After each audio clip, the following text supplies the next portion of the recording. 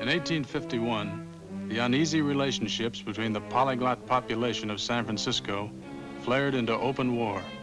The Native American Party, which had scored political victories in the East, had moved into the Western arena.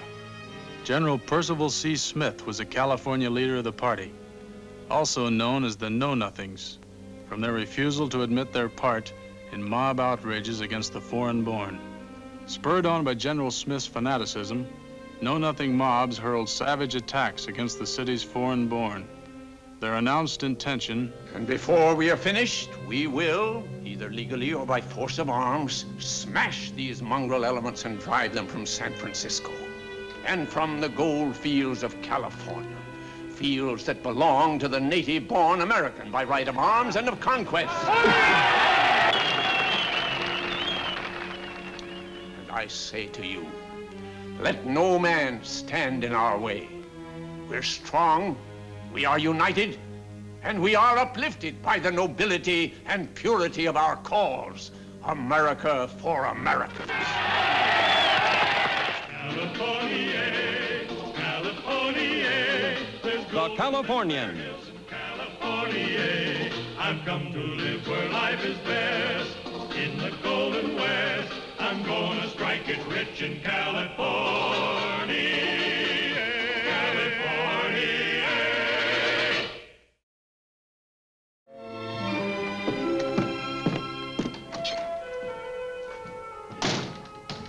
Oh, good evening, Jack.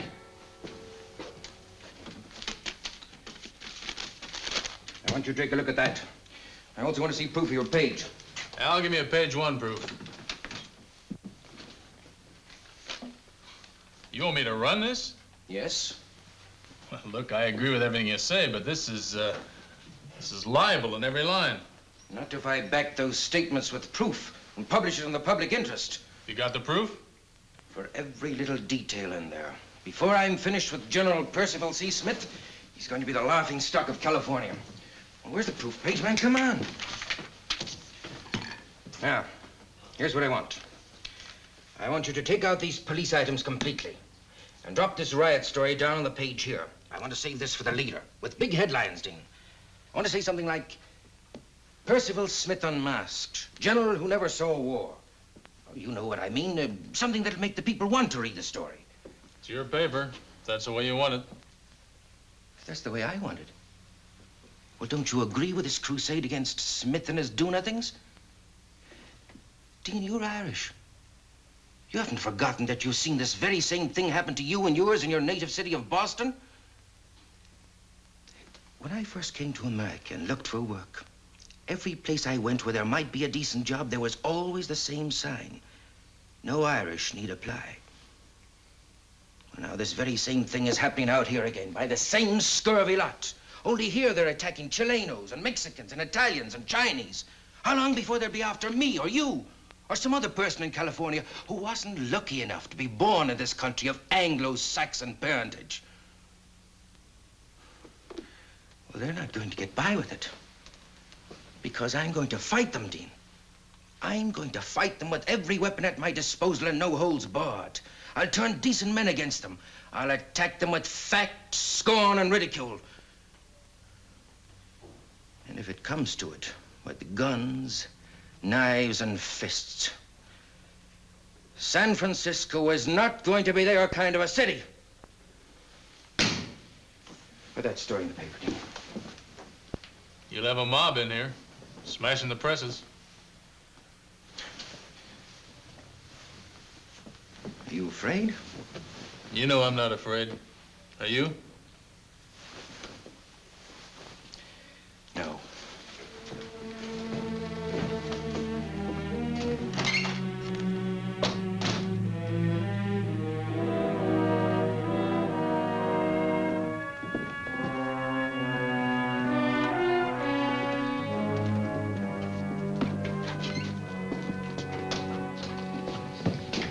Well, General Percival C. Smith. Did you write that scurrilous article about me? I wrote it, but it's not scurrilous. Where are you going?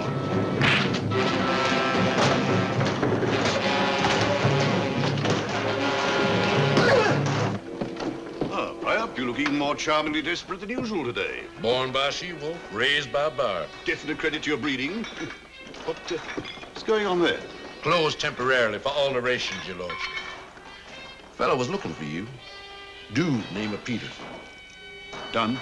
Well, he did have kind of a bill collector look about it. Told him last anybody seen of you, you was straddling one of them Rocky Mountain canaries and heading for the diggings. Speaking of which... That him? Yep. Stout fellow. Strip him.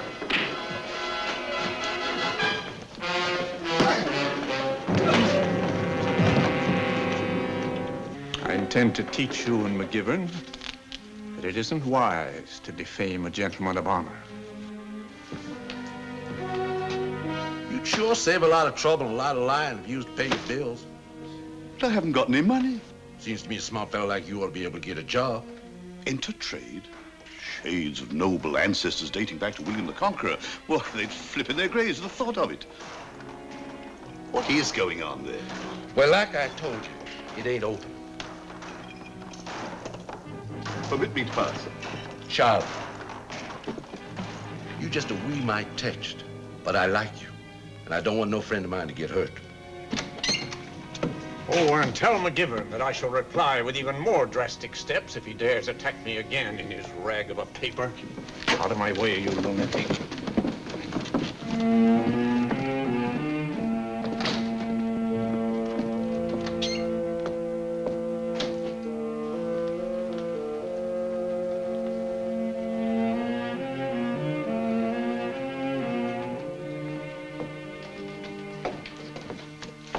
Get Jack McGivern.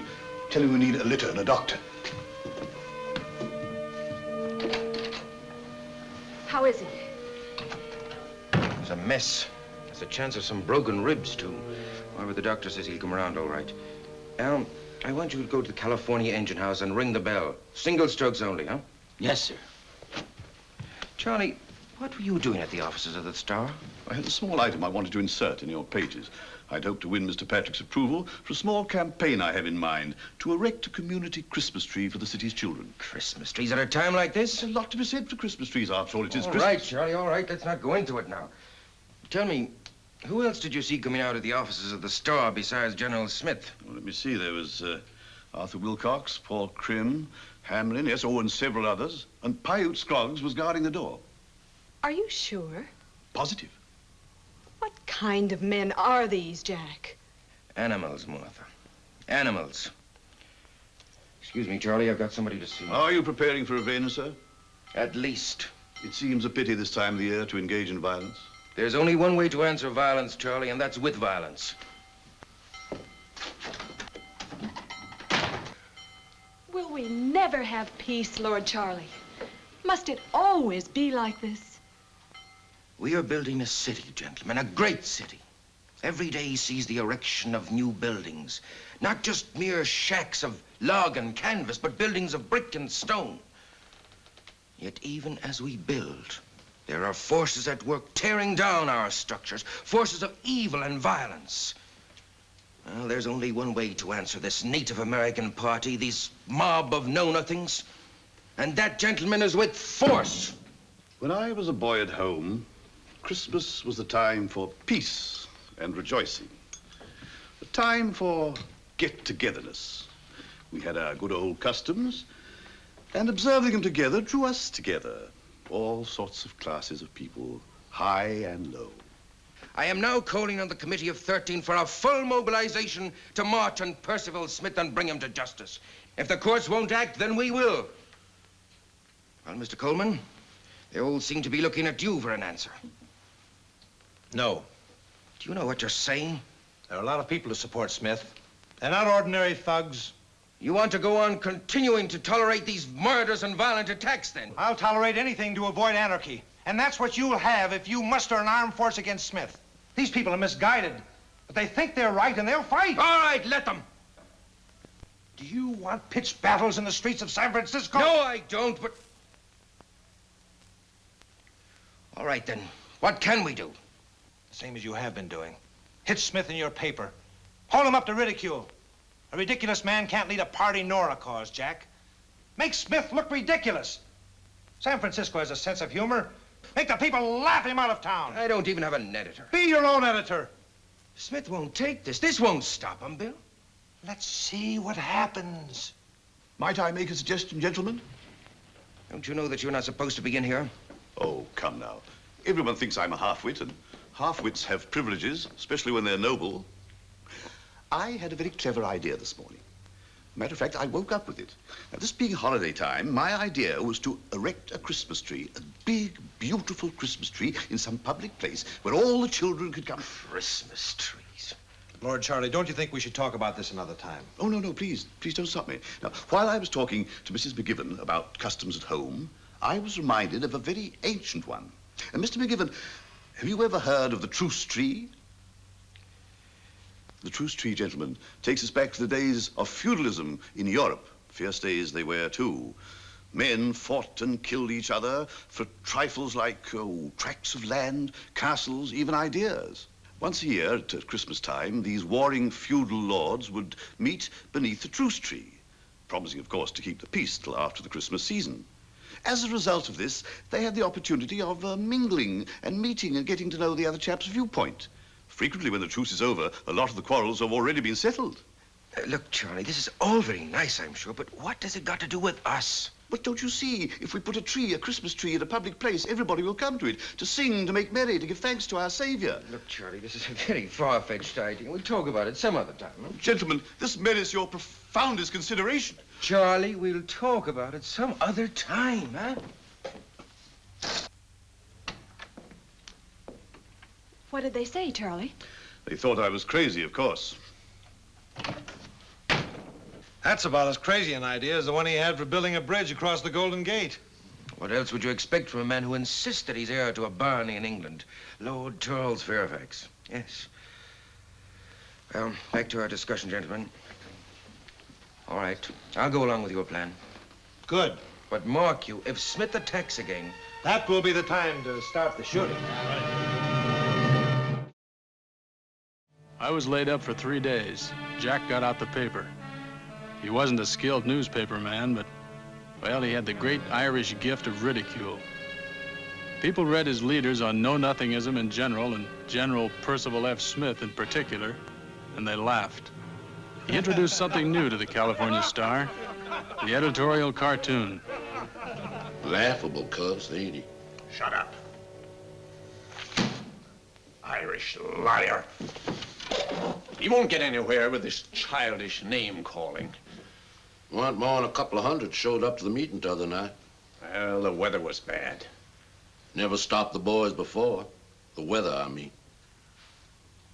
Just what do you mean? Folks in San Francisco just don't naturally cotton to the idea of being led by a jackass. Get out of here. Why, sure, General. Ain't a little old thing you say, General.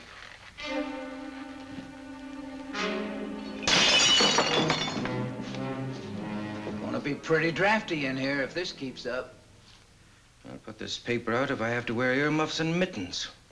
Where was I? A platitudinous liar, a windbag. No, I know, yeah.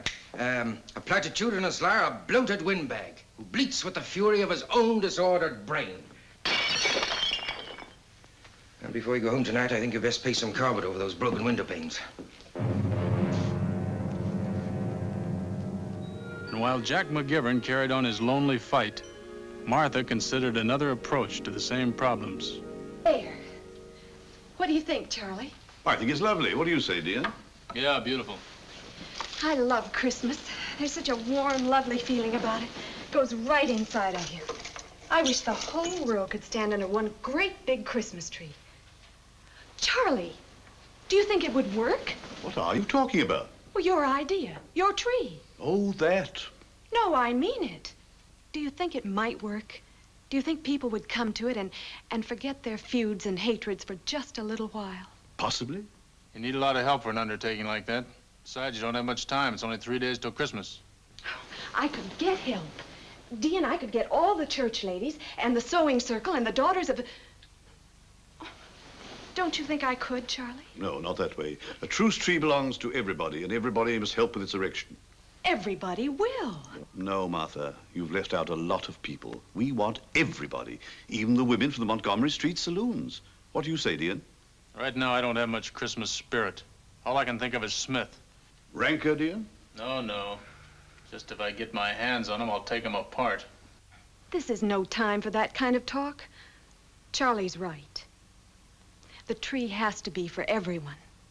And everybody has to have a share in making it. Let's get one. Where? Oh, well, I think I can find one. After all, the forests are full of trees. I'll get you the finest, biggest tree you've ever seen.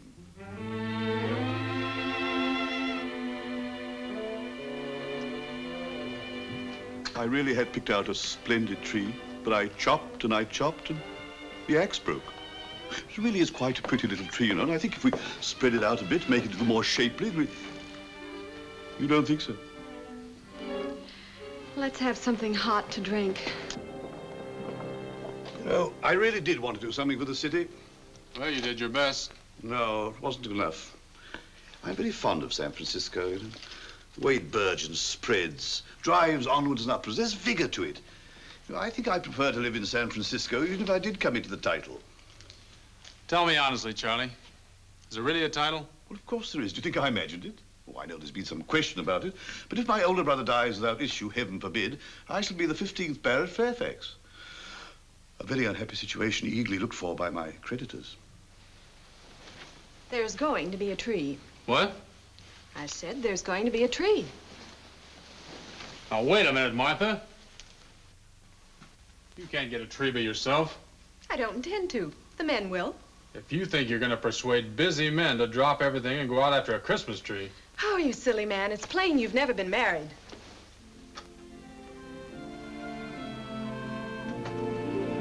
And if you think that I'm going to drop important work to go chasing after a fir tree at the behest of some balmy English faker, you For the last time, Mr. McGivern, are you going to help bring in our tree?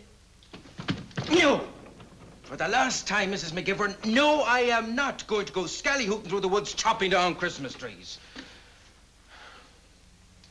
Oh, look, now, why don't you be a good woman and go on home and make my supper, huh? I'll be along just as soon as I'm through here.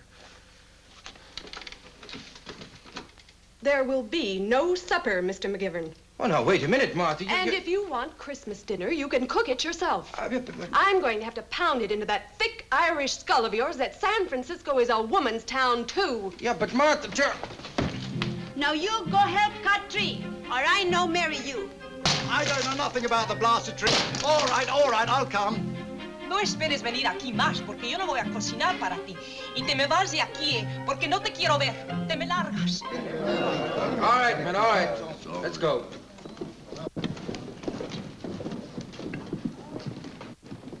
Looks like a real love feast, don't it? Did you see that Chileno walking with David Grimm? Everybody's gonna be brothers after tonight. Will they? Will they indeed? All I'm saying is just stay away from them tree doings tonight. Why? Doggone. I got my neck stuck in a noose far enough as it is. Now, don't ask questions. Just stay away. Why are you telling me this, Paiute? Because I like you. We've been fair friends. Now, just because we don't think the same way about some things don't mean we can't be friends, do it? Well, of course not. Well, you mind what I say, then. Just stay away from them tree doings.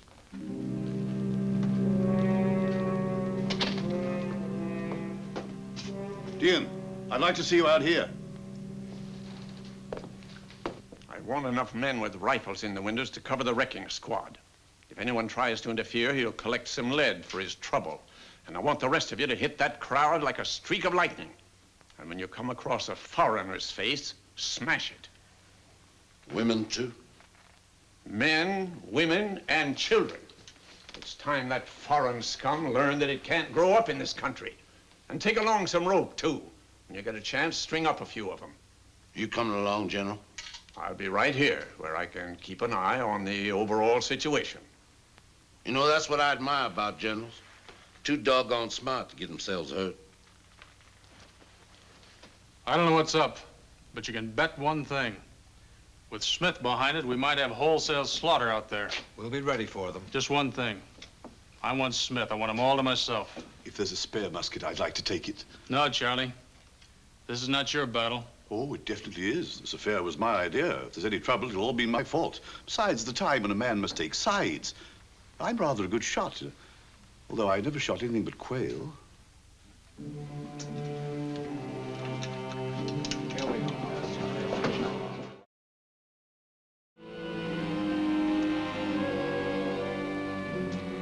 That's as far as you come, Paiute.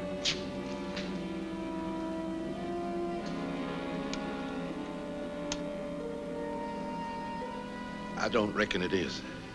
If you're looking for trouble, let's have it now and let's have it here. But I'm warning you, there are 20 vigilante guns aiming at you right now.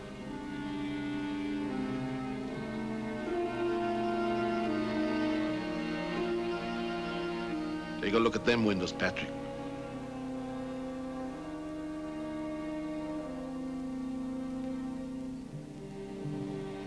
There's maybe 50, 60 native-born American guns looking right down your throat.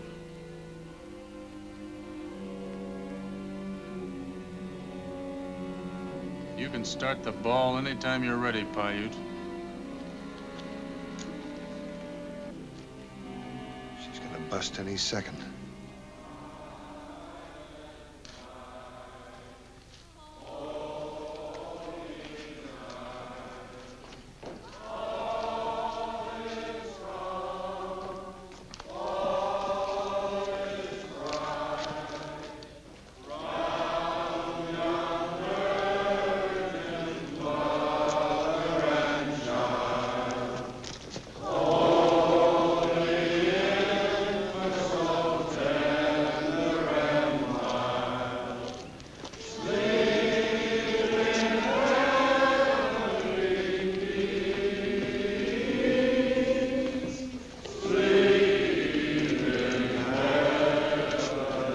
Senor, the rope.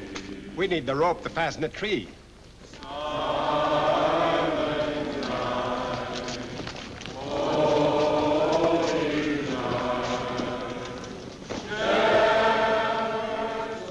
Tell the boys we're gonna need some light to rig this here tree. Tell them to get lit up and follow along.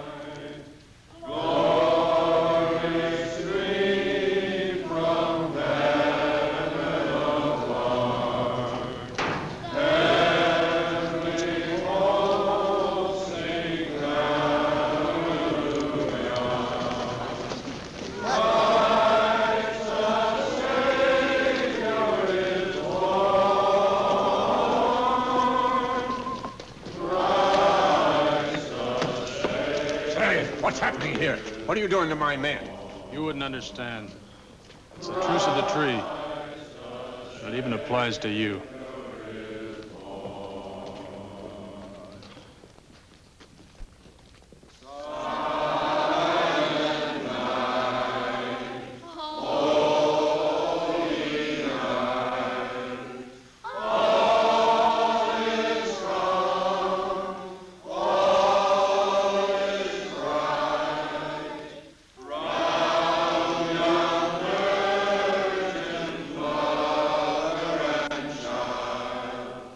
We didn't know what would happen when the truce of the tree ended. We were happy now, and for the moment that was enough. We were, all of us, good friends and brothers beneath the tree. I didn't know it then. I didn't even think much about it. But that night was the start of friendliness, kindliness, understanding, and goodwill towards all men that would become my city's greatest tradition.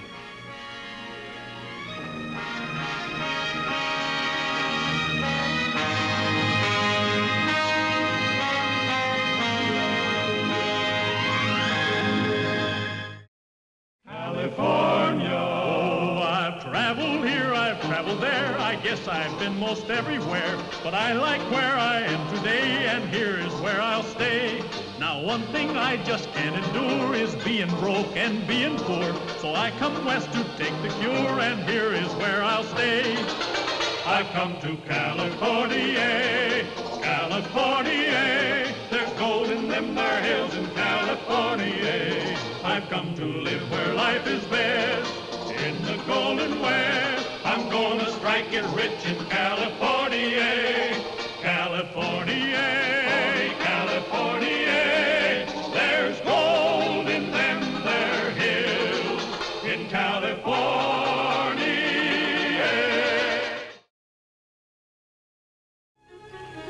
anything could happen around San Francisco in 1851, and usually did. It was an age of the bizarre and unexpected that left its mark on those who followed.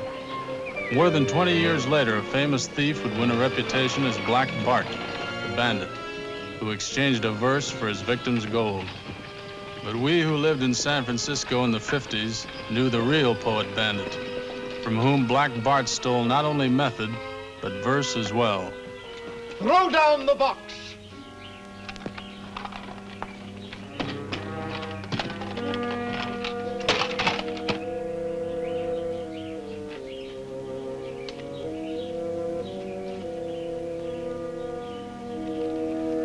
I've labored long and hard for bread, for sugar-coated buns, but on my corns too long you've tread, you no good sons of guns. No!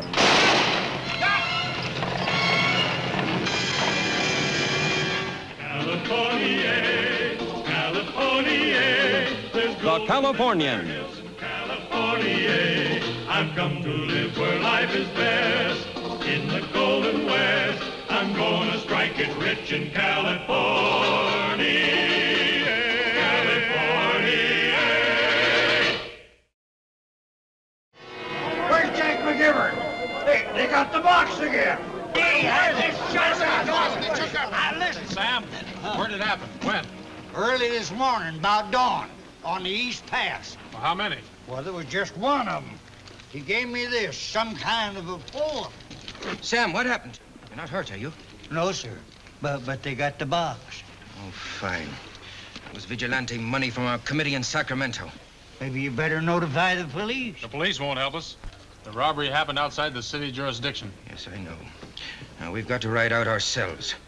Look, Sam, we'll need you along as guide. Now, go to the livery stable and get a mount and charge it to me, huh? All right, come on, Dion.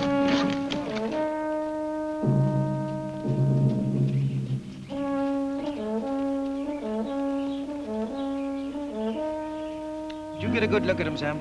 Yes, sir. He had a flour sack over his head. Was he a big man? Maybe. Small, then, huh? Maybe. Now, look, Sam, he was either big or small. Which was he? Well, I'll tell you, Jack. While I was looking at him, he was looking at me over a double-barrel shotgun and a Colt. And it made him look mighty big, too. Jack, Hamish, over here.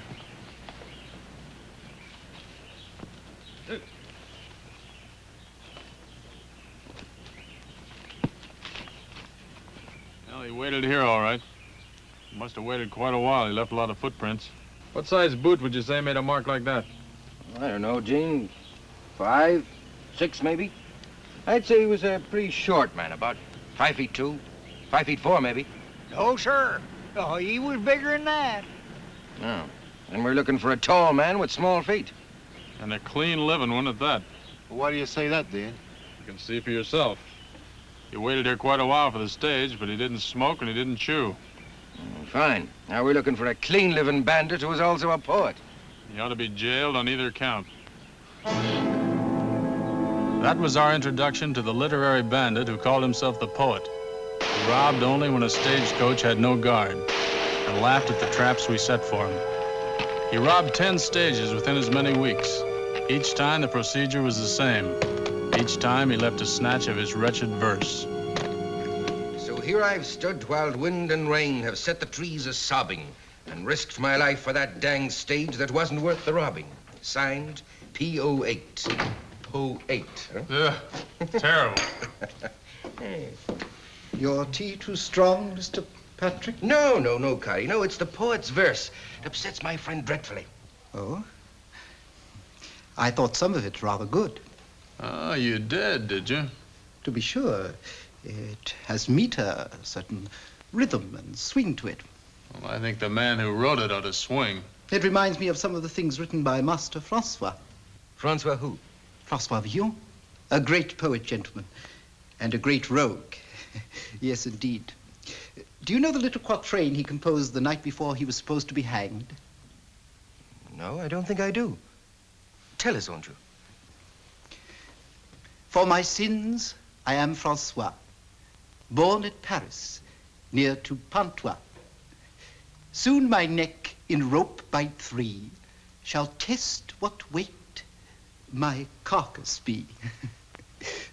What spirit, what wonderful, dauntless spirit.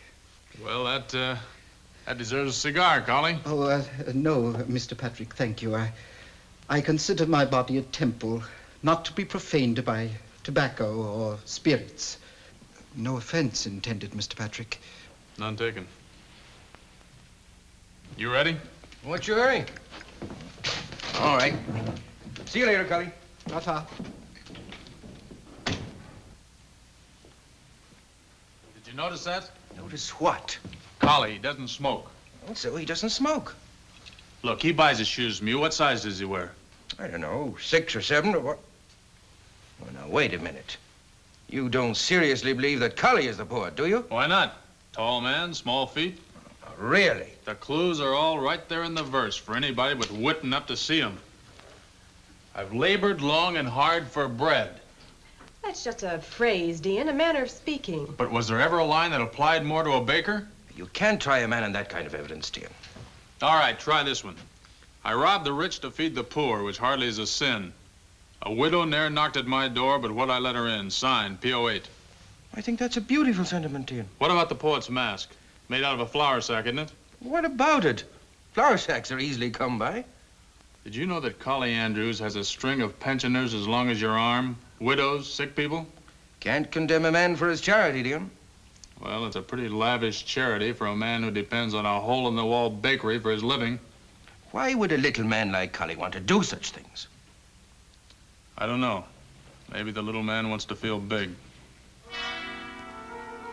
I talked to Collie Andrews' pensioners.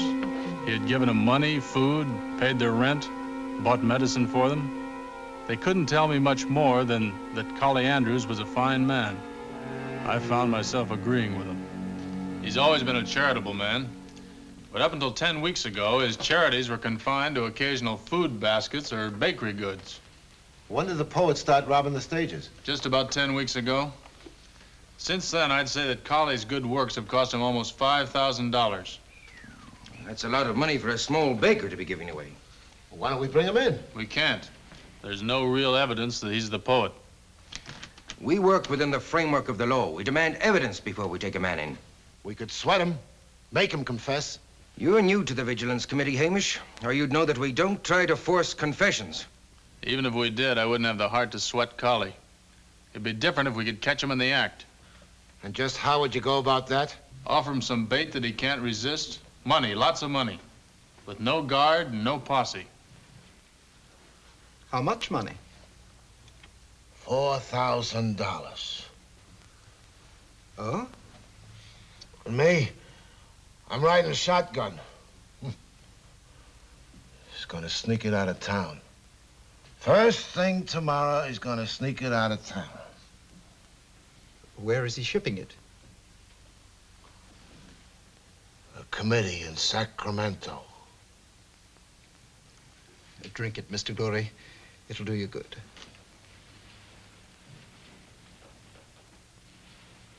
Collie Andrews rode out early this morning, and Dion followed him. Now let Collie make his play first, then leave the rest to Dion, huh? Oh, but I'd still like to see some of the other boys out there. We've tried that, Sam, and it doesn't work. Too many men scare the poet off. Oh. Jack, just let me get him onto the sights of this. None of that, now. We want him alive. Now, good luck to both of you. And don't take any foolish chances. I feel bad enough as it is sending 2 of my friends out as decoys. I ain't worried a bit about myself, Jack. No, sir. Now, look here.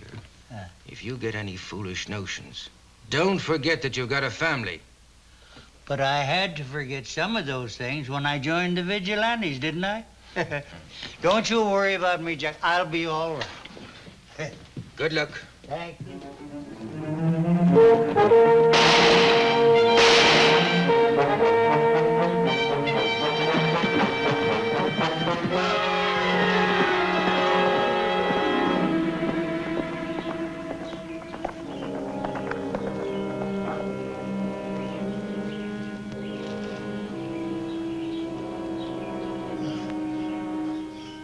Dion! Where were you? What happened? He hit us when We came around the bend. We did just like McGivern told us. Threw the box down and waited for you to take him. Where were you, Dean? Where were you? Never mind that. Why'd he shoot the driver? I made a play when you didn't show. I got one shot off. I missed. He didn't. Was it the poet? It was Collie Andrews. What's that? You ne'er again will rob a stage. What? Did you so? Faith, I didn't know it. Was that what threw poor Themis in a rage? I thought you were convicted as a poet. Huh. Dean found this in the empty express box. A callous, cruel thing to write, just after killing a man. Yes. But it was yourself that was calling him poor, unfortunate man not so long ago. We searched the bakery. Collie's gone.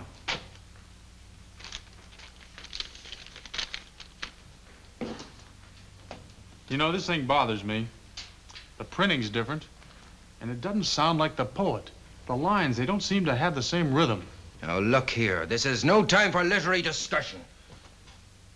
He stole vigilante funds and killed a member of the committee. Collie is a murderer, Dean. And I mean to see him hang.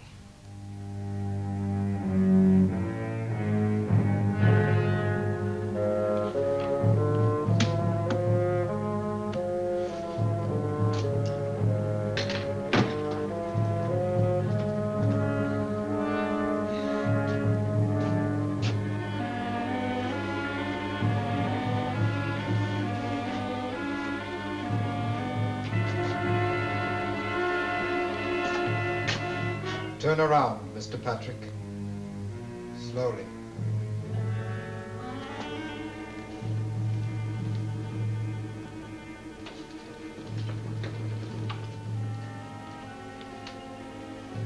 Sit down, Mr. Patrick.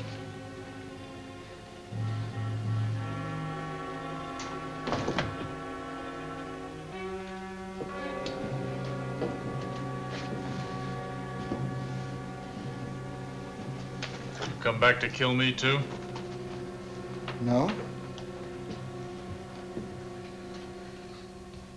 I've come to ask your help. Help?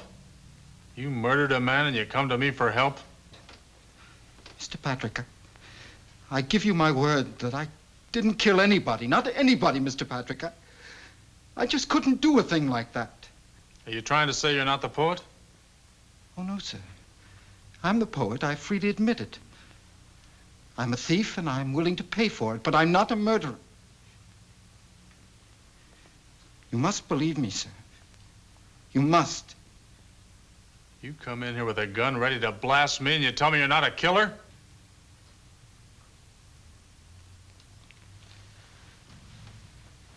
Will this prove anything? I'll have to take you in. I only ask you to do what you can to prove me innocent of murder.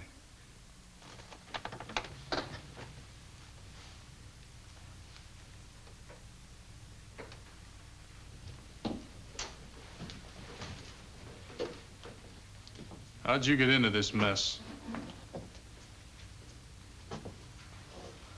I never thought it would lead to this. I never had the feeling that I was committing a crime. To me, it was more like a game. A gay, romantic game. Like something out of the books. Books? The books I read. The wonderful books that could make a man like me forget his own porkiness. I was always meager, sir. A thin and meager youth. A small and meager man. But when I read the books, I was tall and handsome, debonair, Dick Turpin and daring, Master Rabelais in my gusty, ribald enjoyment of life, my good friend Francois Villon in verve and wit.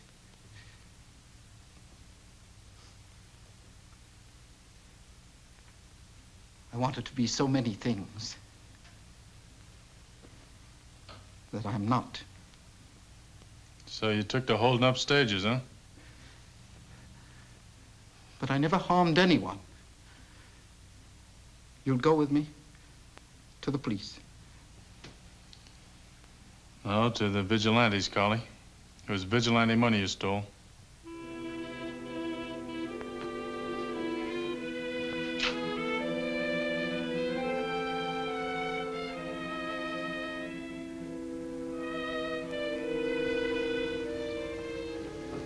They've been out a long time. Well, that's a good sign. It means that even Hamish Glory's identification didn't convince them of your guilt.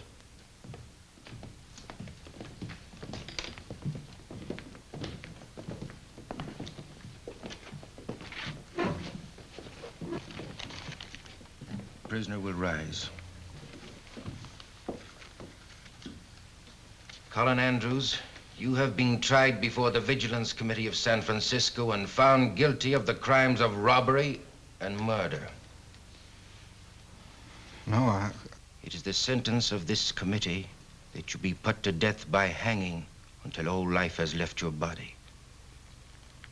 And may God have mercy on your soul. The sentence will be carried out at daybreak. You have until then to make peace with your Maker for all of your crimes.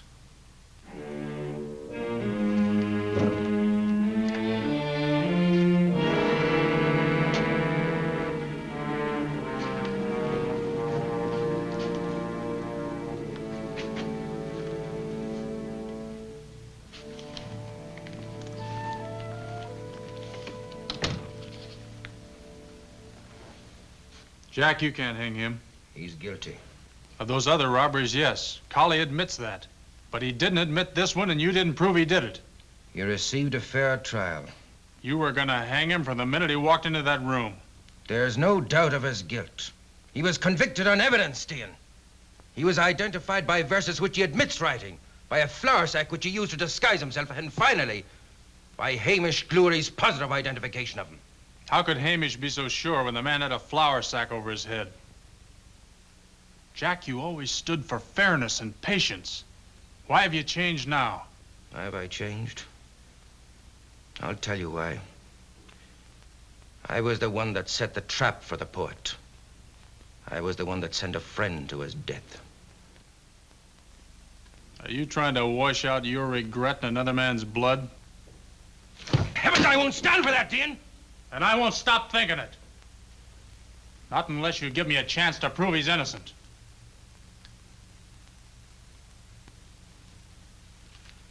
How? I want to ride out and inspect the scene of the crime. The spot where we found the express box. I want to measure any footprints the man may have left while he was in hiding. There's no time for that, Noddy. You can give me the time. All right. You have 2 hours. 2 hours? That's not enough. 2 hours, I said.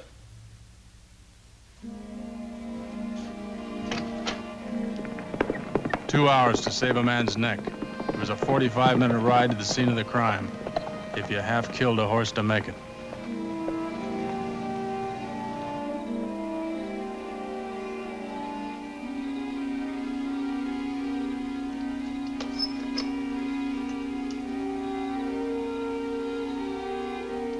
Every track's all right.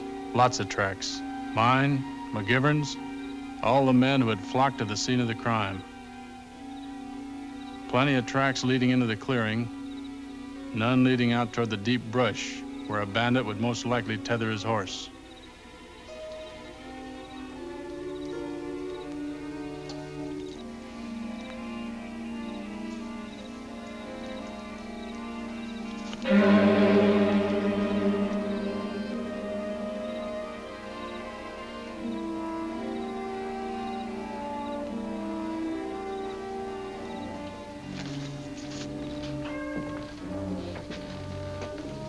All right, Joe.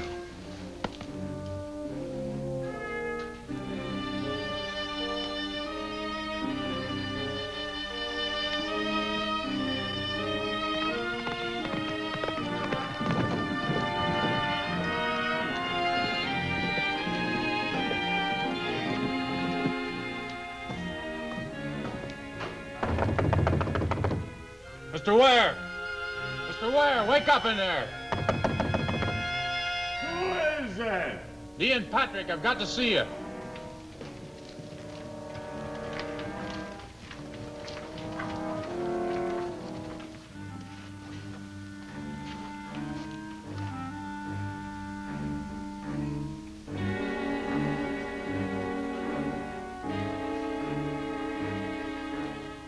Are these records accurate? Mr. Patrick, I pride myself on keeping excellent records, right down to the last dotted I.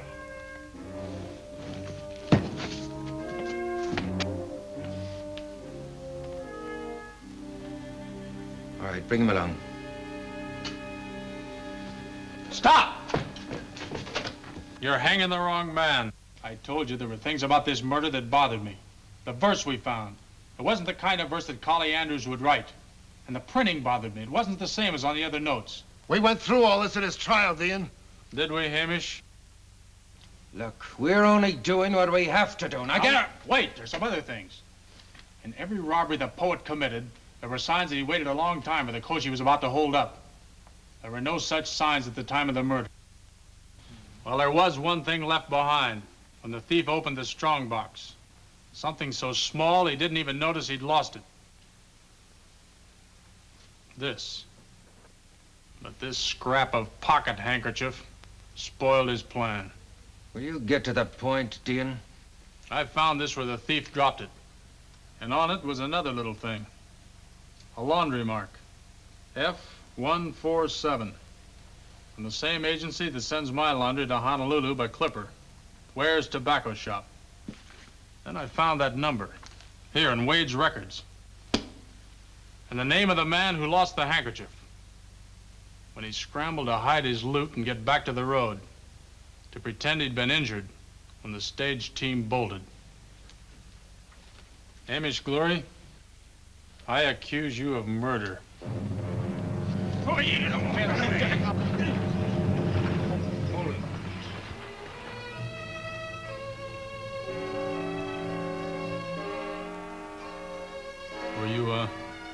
Were you giving thanks for your deliverance?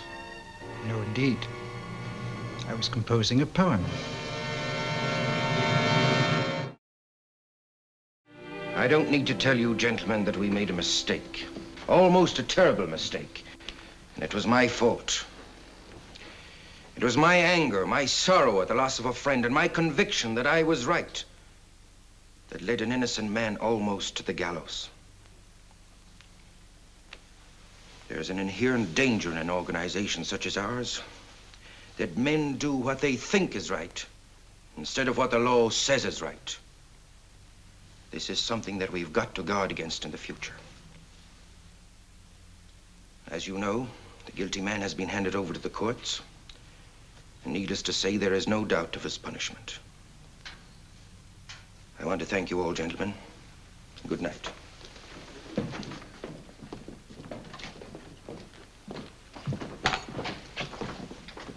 Where's Collie? He's in the city jail. He's gonna plead guilty to highway robbery. And I hope they won't be too hard on the poor man. I don't think they will. Say, he sent you something. Calls it his, tribute.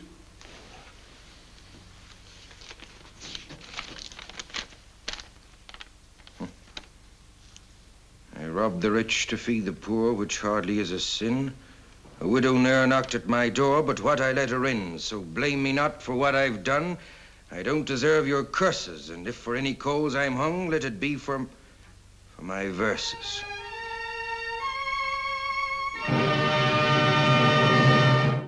California. Oh, I've traveled here, I've traveled there. I guess I've been most everywhere. But I like where I am today, and here is where I'll stay.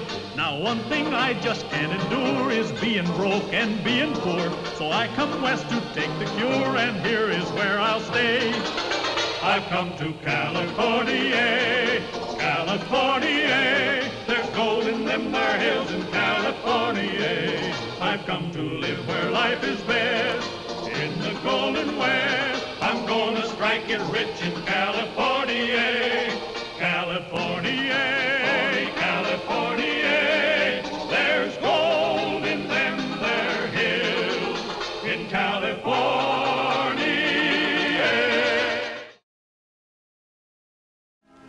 In 1851, the cause of law and order in San Francisco got a boost when one of our so-called justices of the peace caught a brisket full of lead in a fight over a dance hall queen.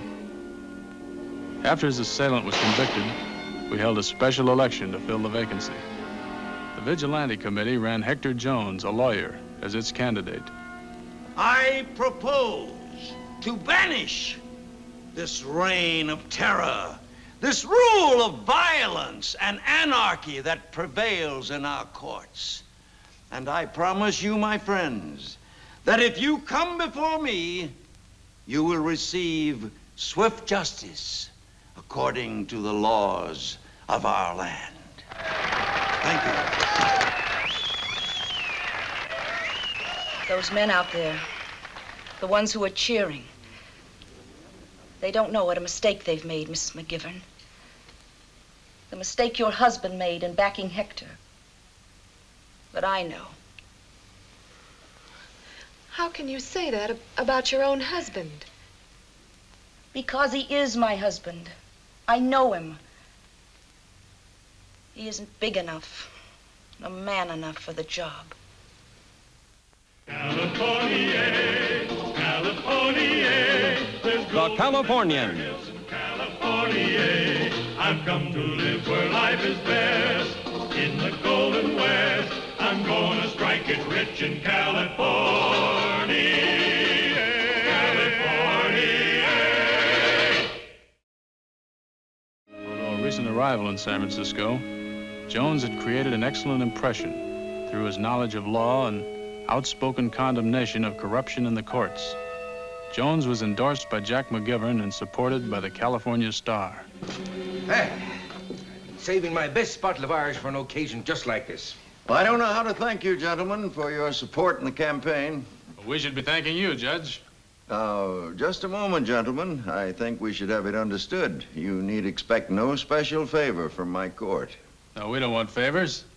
We want exactly what you promised. Fair administration of the laws. Well, gentlemen, to justice, gentlemen, and your first stay on the bench.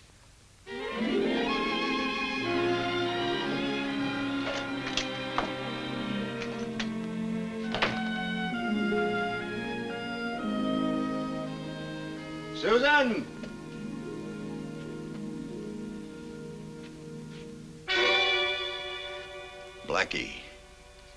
Blackie Stewart. Hello, Hector. Well, aren't you glad to see me? Why did you come here? Why can't you let me alone? Why, Hector, is that any way to greet an old friend? What do you want? I just dropped by to congratulate you on your victory. Your honor. How did you find me? I'll never lose you. Well, now we can do business for each other. No. Just like old times. You sit on the bench, I dictate the verdict. I said no. Did you, sir? Please. Don't you ever say no to me, you yellow-bellied rat. I'll ruin you, just like I've ruined you in a dozen other towns. You're gonna do what I tell you until you can't stand the public shame and the contempt of the people who had confidence in you. And then you'll run, like you've run before because you're afraid of me. But I'll find you just like I found you this time. And then we'll play the game over and over until you die. Good night, Hector.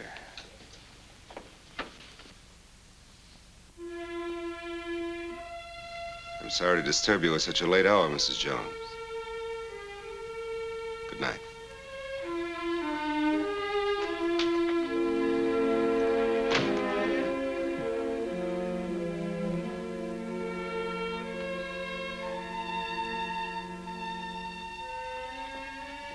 Open your eyes, Hector. He's gone.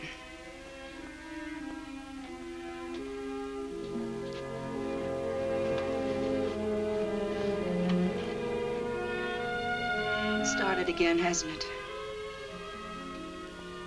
Why can't you be a man? Why can't you stand up to him?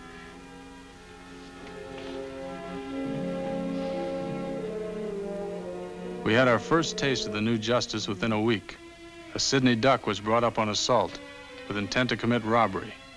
It looked like an open and shut case for conviction.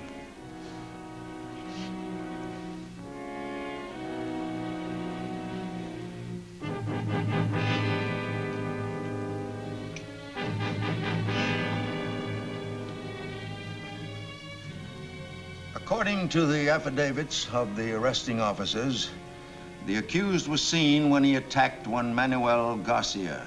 However, no warrant was obtained for this arrest. It is the opinion of this court that such arrest was illegal in the absence of sworn information and warrant. The court therefore directs that this action be null prost and the prisoner released from custody.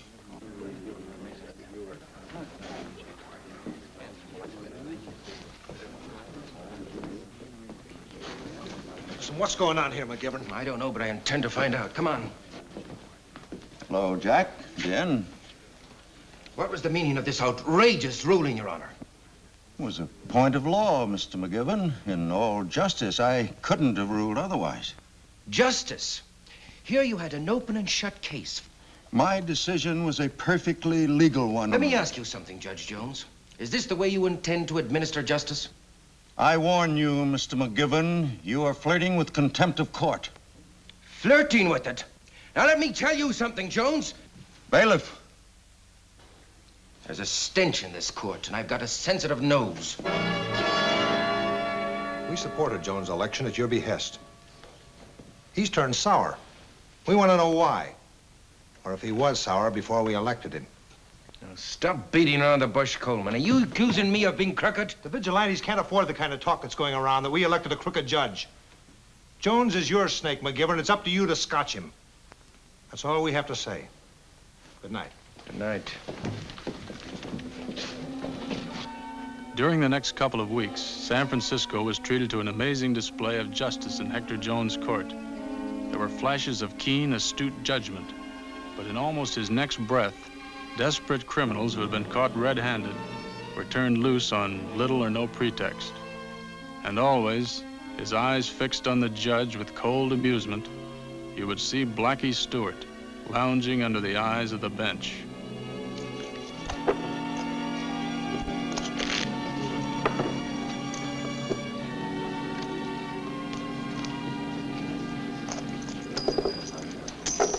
Game open? Never closes. All right, deal. I've seen you around, friend. That's possible. Seems we share an interest in seeing justice done. Sorry, try again. All right, only this time deal from the box, huh? I think our mutual interest is in the judge. Why are you giving orders to Jones? Because I like to see him crawl. You mean it gives you pleasure? Sure does. Why is he taking your orders? He's afraid of me. Why? Because he's a thief. Who did he rob? Me. If you want to talk, go ahead and talk. You trying to kill your conscience with that stuff? It won't work. You have no business coming into my house and insulting me. I have every right to demand an explanation for your official conduct. I answer to no one for my conduct, sir. You'll answer to me and the vigilantes who supported you. What does Blackie Stewart have to do with your court decisions? I never heard of the man. He says you're a thief. You stole from him. What did you steal from Blackie Stewart? What gives him a hold over you? Answer me. What did you steal from Blackie Stewart? I'll answer that, Mr. Patrick. Me. He stole me.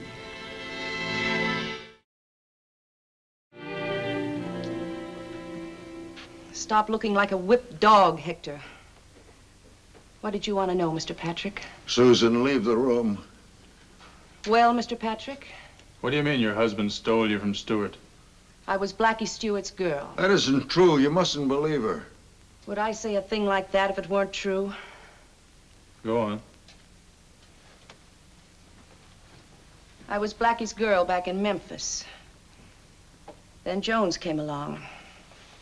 Let's just say I fell for him. Tell him the rest. Tell him how Blackie Stewart treated you. At least he was a man, Hector. Not an easy man, Mr. Patrick. Sometimes a cruel and brutal one. But a man. Jones was sweet. A nice man with nice ways. He had respectability, class. A successful lawyer.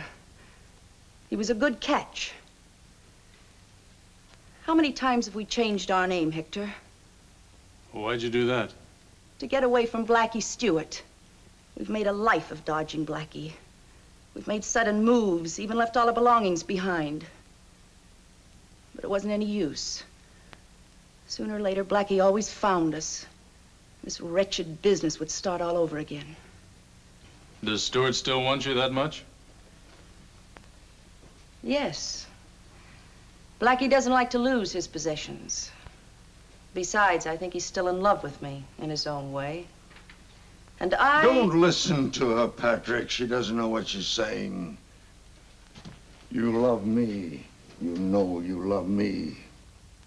How long can I go on?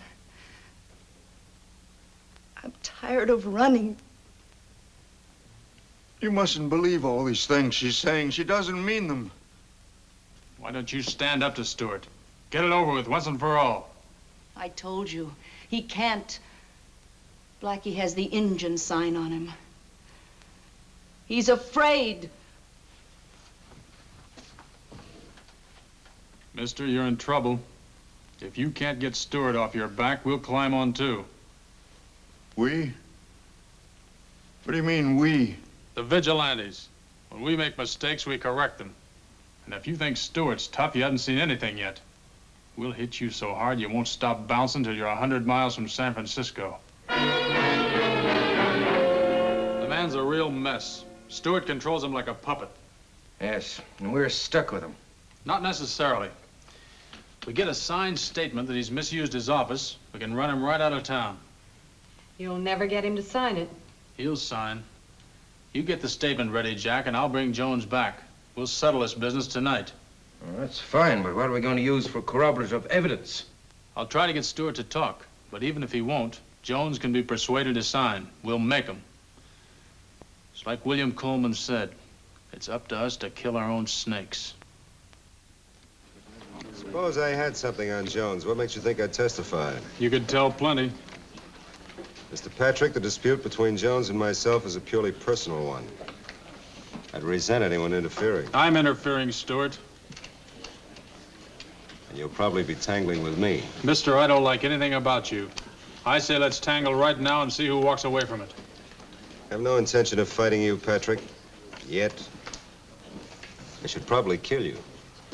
That'll be most inconvenient for both of us. I'll take you knuckle and skull, no holds barred. The loser leaves town. Gamecock, huh? No, not yet. You afraid? Mr. Patrick, if you knew me better, you'd know I'm not afraid. Not of you, not of anything.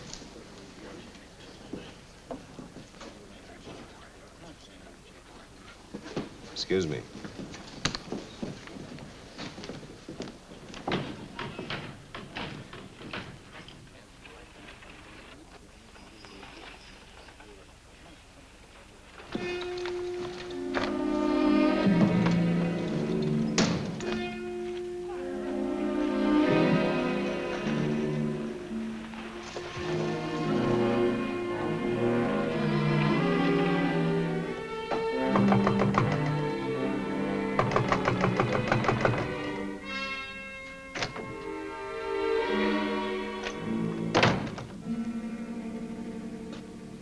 Jones?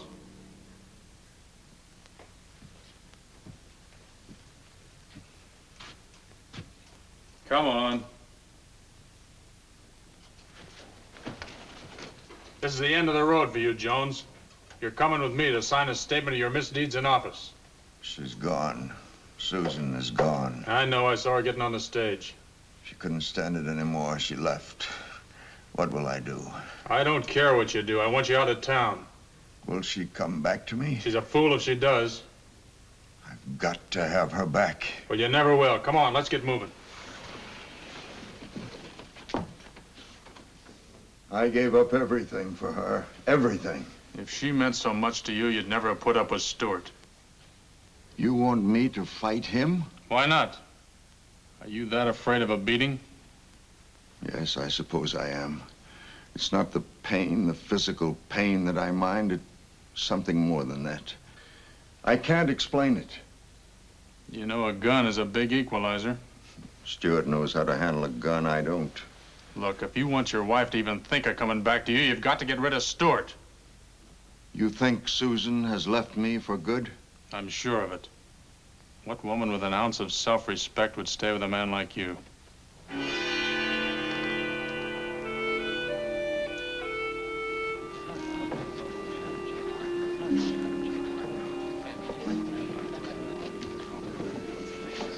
Well, we've got company. Makes His Honor and Mr. Patrick a drink. You know, His Honor and I have a lot in common. His wife and Only a dirty scoundrel bandies a decent woman's name in a barroom. You've been drinking tiger milk, Hector? You're dirty, Stewart, and rotten. You're dirty and rotten. You're really asking for it. One move for that belly gun, Stewart, and you're dead. As a gentleman of honor, I have the right to demand satisfaction. Are you challenging me? What else do you expect? In that case, I have the choice of weapons. Name them. Blasting powder. What do you mean? Keep out of this, Patrick. We'll seat ourselves beside a keg of blasting powder. The fuse will be lighted. The first man to leave loses and leaves town. Hardly a gentleman's weapon, huh? Then you were never a gentleman. And when does this fantastic affair take place? Tomorrow at noon. Where? In Freeman's Field, where everyone can see who runs first. You shouldn't have let it go this far, Dean. You shouldn't have pressed Jones so hard. This whole thing reflects on the vigilante movement. Maybe too late to stop it. You've got to stop it. Go and find his wife and bring her back here. Maybe she can knock some sense into his head. Yeah.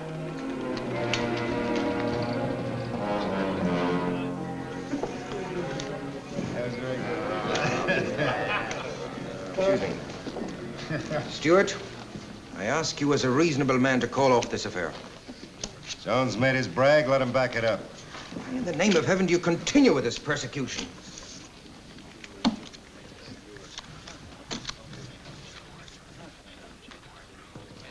Strange what a man will do for a woman, huh? I wonder if she's worth it.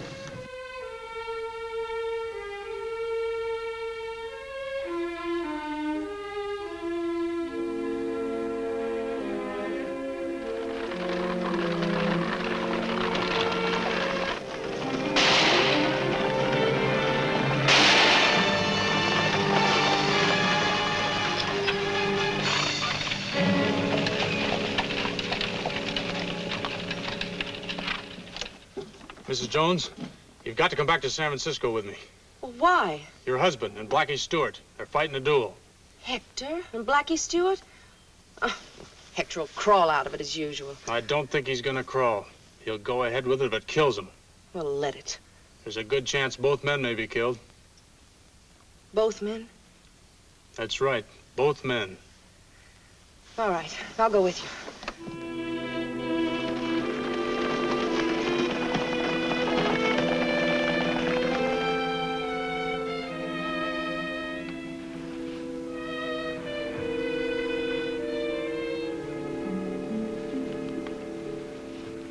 Did you talk to them?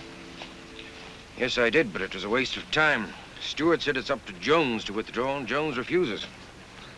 After what I've heard, I didn't think he could be that brave.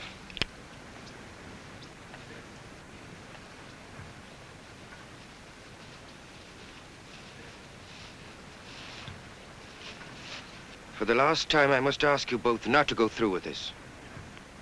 Let's start the ball. All right, Bill, there's nothing more we can do here. The idea of hiding the fuse. So neither of us will know how much time is left before it reaches the powder. Shall you light it or will I?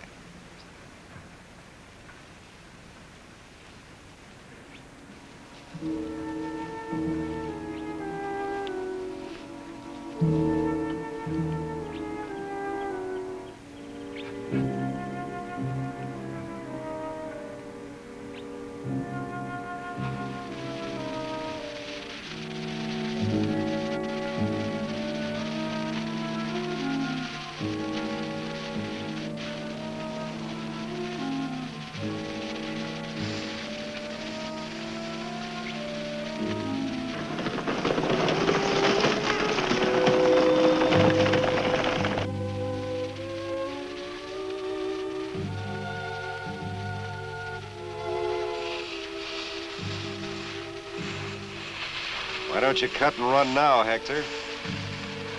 Save a lot of sweat.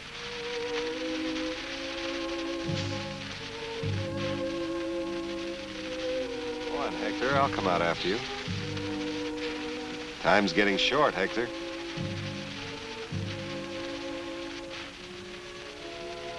There can't be much fuse left now. I'd say less than a minute. Somebody better move.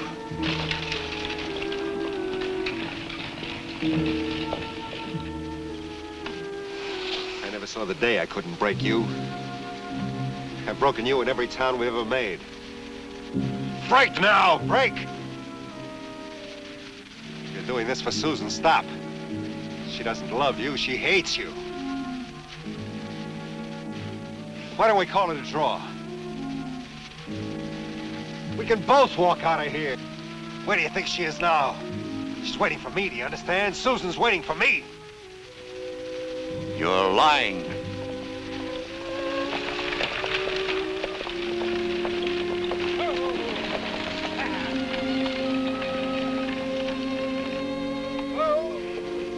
Let me go! Let me go!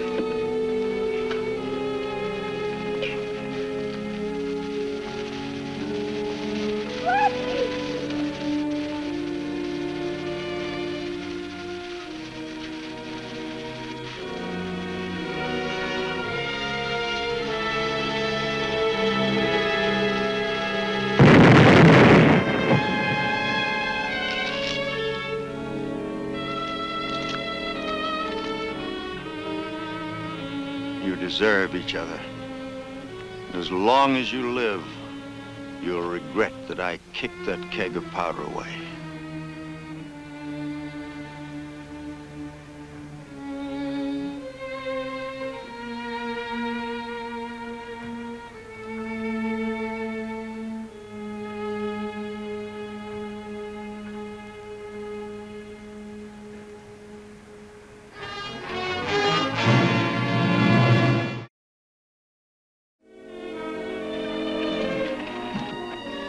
Mind shaking hands with the sinner?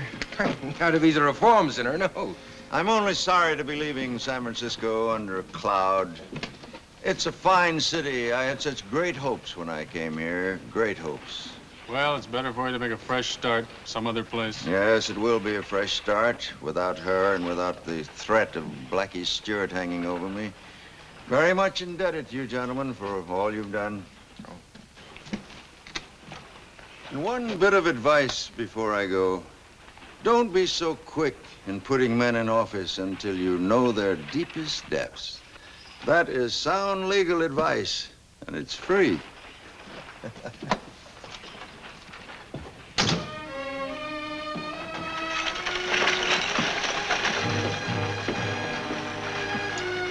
Yes, I suppose we were impulsive and quick to judgment. Well, I hope it's taught us a lesson. Yep, we've all had a lesson in growing up. California. Oh, I've traveled here, I've traveled there. I guess I've been most everywhere. But I like where I am today, and here is where I'll stay. Now, one thing I just can't endure is being broke and being poor. So I come west to take the cure, and here is where I'll stay. I've come to California, California. There's gold in the them there hills in California. I've come to live where life is best. In the golden west, I'm gonna strike it rich in California. California, California, there's gold in them there hills in California.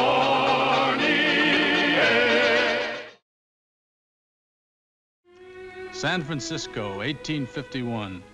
A brawling youngster of a city, floating on a tide of gold from the diggings on the Yuba, Sacramento, Feather, and Tuolumne. The city was incredibly rich and incredibly short of hard currency. Banks issued their own notes, which were backed by the raw gold they held in their safes. Gold which was a standing invitation to the thieves who swarmed into the city. It was a mecca for the cleverest thieves, fakers, con men, and swindlers in the world.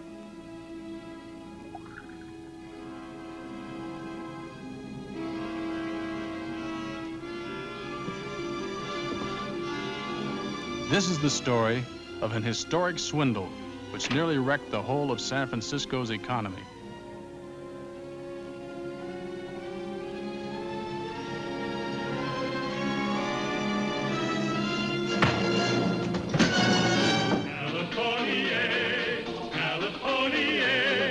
The Californians. California, I've come to live where life is best. In the golden west, I'm gonna strike it rich in California. California. I don't know exactly how it came about, but it seemed that almost overnight, I, Dion Patrick, was taken up by the best people in San Francisco. I found it thoroughly enjoyable. Oh, Mr. Patrick, now you mustn't. You must think I'm an awful hussy. That's right, Sir? but an awful nice one. Do you really think so? Come here, let me show you. No, Mr. Patrick. Anyway, not here. Someone might see and tell Papa. Where? Well, we'll find a place. Now, help me out.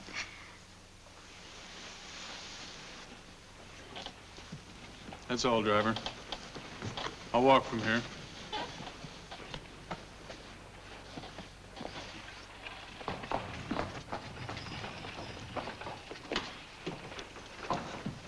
When?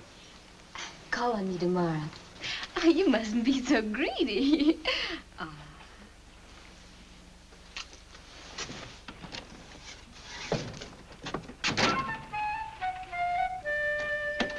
Tomorrow.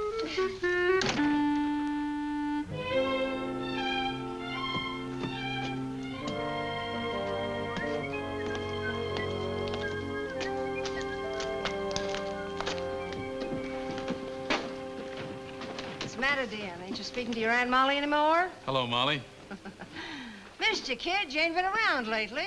Well, I've been busy, Molly. Come on in and sit down. Let's gab a little. It'll do you good. You ain't been down this way for a long time. So you've been busy. That's right. Yeah. That's what I heard. The Grafton filly, huh? I've been seeing Miss Grafton, yes.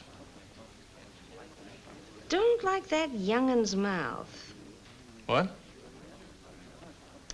Always could tell character by a person's mouth. You watch that Grafton filly. Got a mean mouth. Like she'd been chowing on a Spanish bit. Now, wait a minute, Molly. Got it real bad, ain't you, kid? Ever stop to figure out why a banker's daughter would take up with a busted-up newspaper man? Know her old man. Real gay old sport. Oh, shucks, Sonny. Just 'cause a man's a banker don't mean he can't come into a saloon once in a while and have a drink. Although I ain't got much use for them paper money bankers. And that's what I tell the girls. I say, girls, you can always tell a gent by the ring of his coin. And if it don't ring, he ain't no gent. Don't take nothing but hard money, girls. Many a gal's just danced her feet right down to the ankles and ruined her tubing, drinking with gents who paid off in paper as false as their dirty black hearts. Now, what are you getting at? Just telling you.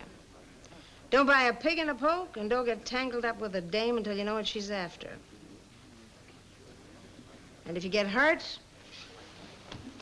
you just come on around and let your Aunt Molly make it better. Hiya, Molly. Hello, Nick. Goodbye, Nick. Expected you to be down at Grafton's bank, Mr. Patrick. Oh, yes? What? Haven't you heard? Somebody killed the watchman and blew the safe about an hour ago.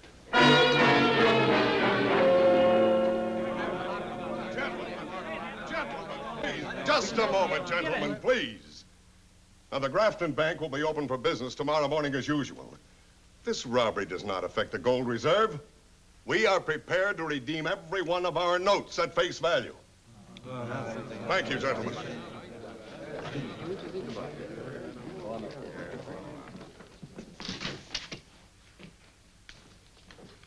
Mr. Patrick, must your paper carry this story? There's no way to keep it out, Mr. Grafton. My watchman. Been with me ever since the bank opened. Why'd they have to kill him?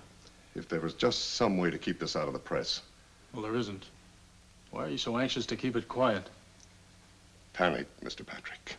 Panic. The people will think the bank is broke. I just heard you say it was sound.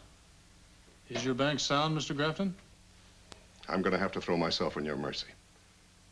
Will you come to my house as soon as you can? I'll tell you all about it.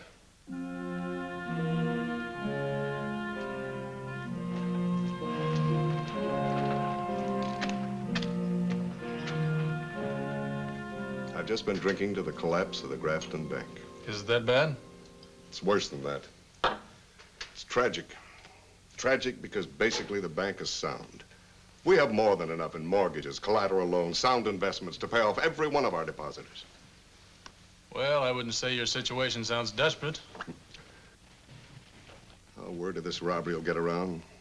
By tomorrow, everyone holding any Grafton Bank notes will be waiting in line to exchange them for gold. Well, there is no gold. But I just heard you say... You heard me trying to prevent an immediate panic. Trying to gain a few hours before the roof caves in. How much gold will you need? About $250,000. Can you help us? Judith, I told you not to ask him. Well, let Dion answer. You work for Mr. McGivern. He has a lot of friends with money. Well, you told me that miners keep their gold in his safe. Maybe he could help. Judith, Mr. McGivern isn't a banker. Most of that gold is just kept in safekeeping for miners who trust him. Well, couldn't it be a loan, Papa?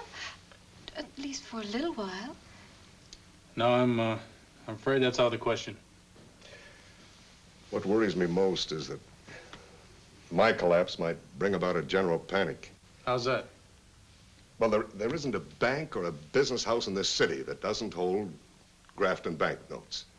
Well, after tomorrow, they'll be worthless. All right. I'm going to Jack McGivern. No, I can't let you do that. Mr. McGivern doesn't want to panic in this town any more than you do or I do. I can't promise anything, Mr. Grafton, but I'll try. I need that gold before the bank opens in the morning. Oh, Dion! Oh, if you can do this.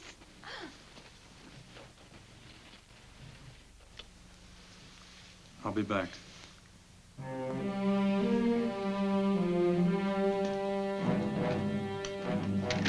Don't you see? You've got to lend the gold.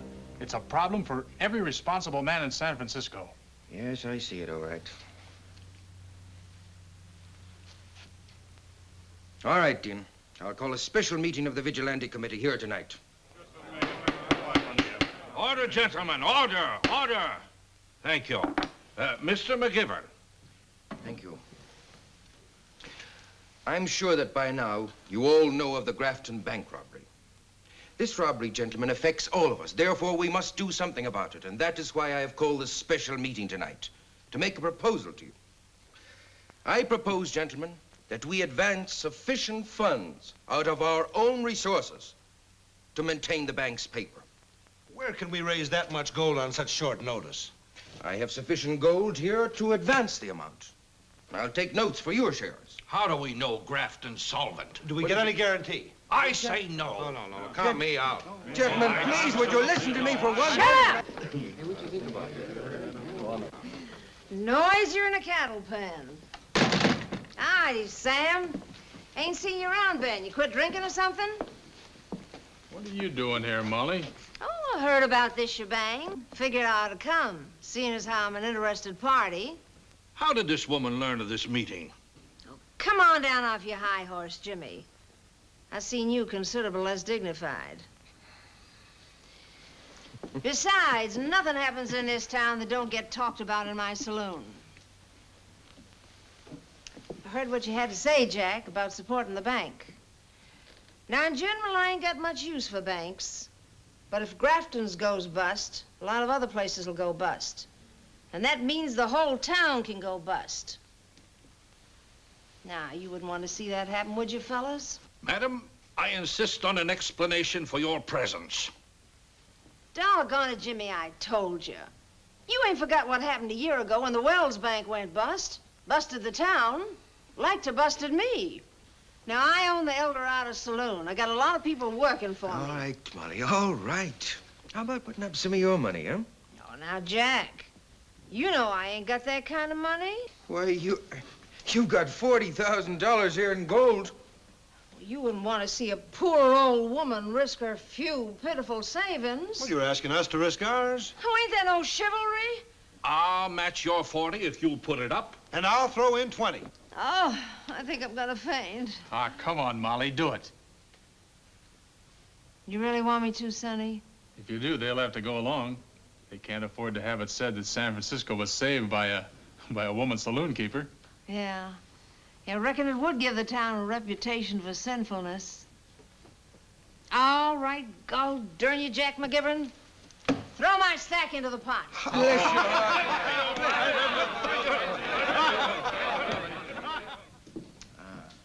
That, I am very happy to say, is the last of it. Well, I don't know how to thank you, Mr. McGivern. Oh, it's quite all right, Mr. Grafton. We will, of course, have to take your books along for an audit. I have them all ready for you. James King of William will do a fast job on them tonight, and if everything is in order, we'll release the gold to you in the morning. Release it? Oh, yes, of course. It's going to stay in Mr. Partick's custody until the audit is complete. Oh, yes, of course. I understand. Well, come now, Mr. Grafton. We're not worried about you, you understand. But even as it is, you know, with your vault useless, well, you'll have to admit that it's just as well to have an armed guard on the gold. Dion, you know what to do. Lock the door after us and keep it locked. And don't let anyone in. I'll be careful. Well, come along, sir. I'll walk a little bit of the way with you. All right. Good night, Mr. Grafton. Oh, well, good night.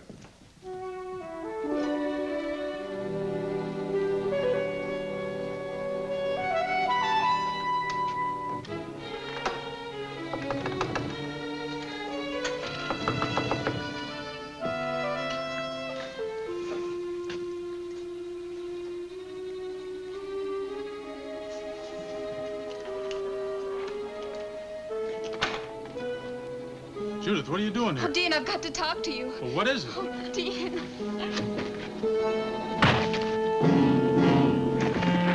Takes care of him. Get Grafton and change your clothes. We've got a lot of work ahead of us, and it's got to be done fast.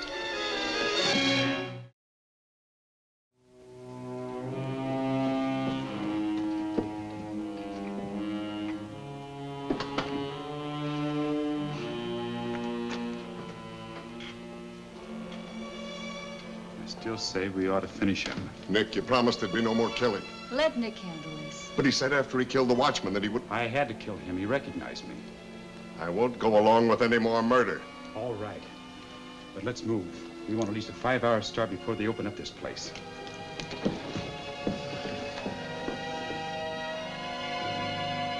Oh, your Aunt Molly has made a terrible mistake, girls. What fools a man can make out of us women.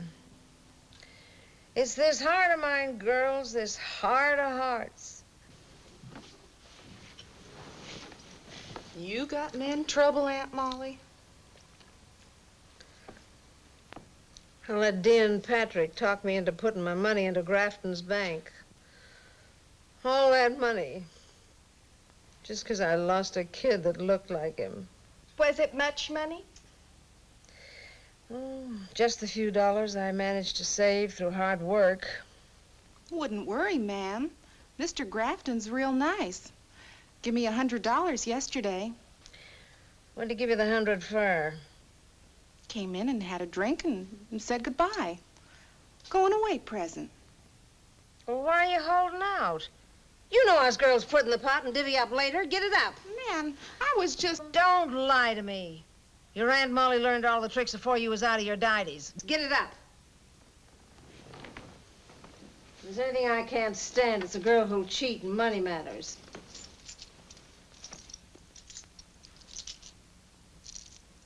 Well, now, that was real nice of Grafton.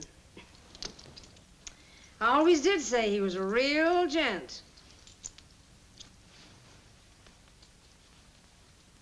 Going away present? Where's he going? When? Don't stand there like an ninny. Speak up. I don't know. What do you mean you don't know? Go back and find out. Girls, your Aunt Molly's bones is aching like all get out. Rose, you know that fella down at the stage office. Find out if Grafton is leaving for anywhere by stagecoach and when. Flowery, you've been friendly with Joey the Narc. Get him to tell you if there's word of a job passing around. And start circulating around the saloon. If anybody knows anything about that Grafton circus, you'll hear about it there. All right. We'll go. And tell Susie to go on down and keep an eye on Grafton's bank. Yes. Oh, my aching bones.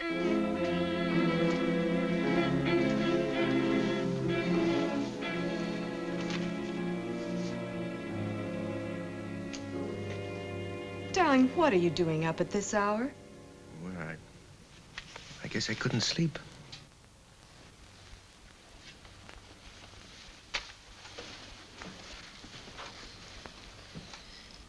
Worried? Yes. I took a big gamble tonight, Martha. Not alone that, but I persuaded other men to take it with me. If anything goes wrong, it's going to be a pretty sorry mess. What will happen? We'll be broke. We've been broke before. Yes, I know. But this time is a little bit more serious. You see, I'm gambling with miners' gold, and if I lose, well, we'll be deep in debt. I'll have to sell everything to make it up. Then we'll start over again. Oh, darling. Flowery, did you get anything from the narc? Rose, what about the stage line? Nothing. But I heard something. It's real good. Well, what is it? Grafton's daughter ain't his daughter. Not the way the fellow that works for him tells it. Why, the old goat. Mimi told me Daryl's leaving town. What's that got to do with it? Nothing, except Mimi knows Nick real good. And she told me he and Grafton been real friendly. When's he leaving? Mimi says tonight. And Jake, down to the livery, told me Nick rented a team and a wagon, wanted fast horses. Great Cicero sap. They must be planning to pull out tonight with all that money. All my money. I better get down to Jack McGivern's.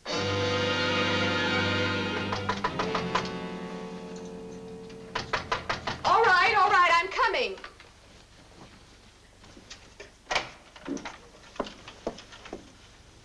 Where's your man? What are you doing in my house? Get off your high horse, dearie. Where's McGivern? McGivern, shake your leg out here. Who's that? What's all the shouting about? What the devil do you want here this time of night? Jack, tell this woman to get out of my house. Shut up before I paddle you. Grafton's fixing to pull out of town tonight. I think he's leaving with Nick Darrell. How do you know this? My girls told me, and it looks like he's leaving with our gold. What? Oh, I was daft to let you make me put my money into your fool scheme, but I ain't now. You better get on down to that bank. I wish I'd never listened to you in the Jack, your first place. shirt! I'm no better than you. Dion! Dion, are you in there?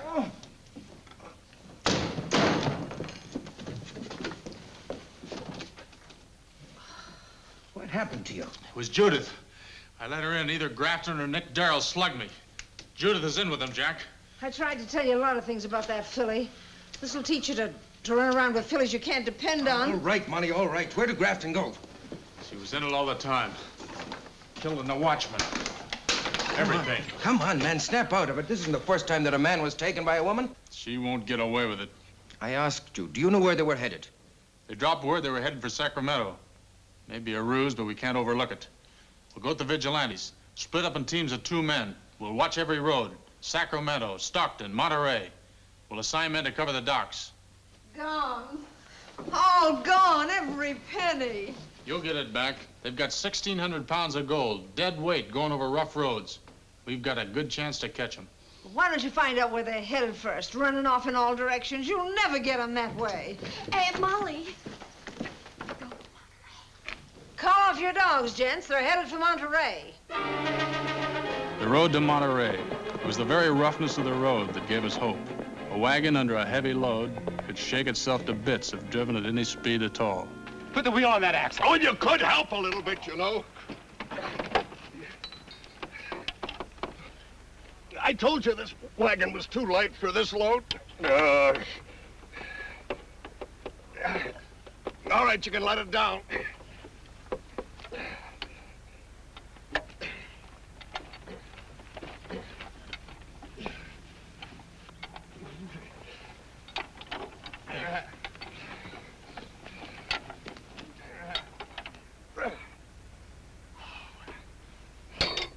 I'll tell you the next time anything happens.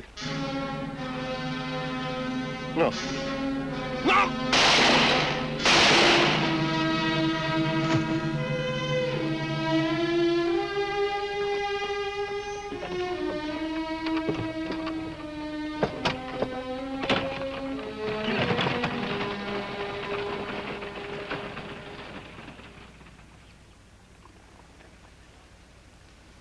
That didn't happen too long ago, I'd say, huh? If it was any warmer, he'd be talking. I'd say we're less than an hour behind him. If we cut through, maybe we can head him off.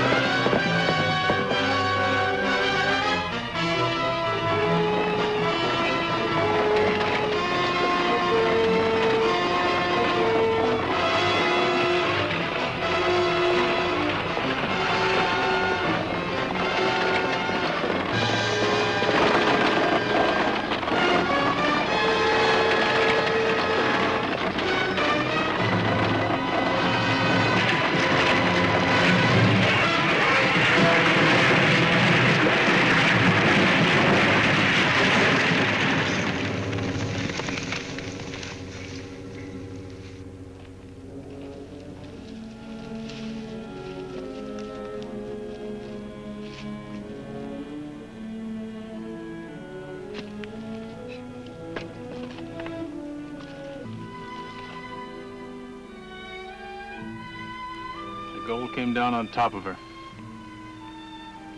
They're both dead. Well, maybe it's better this way. Why?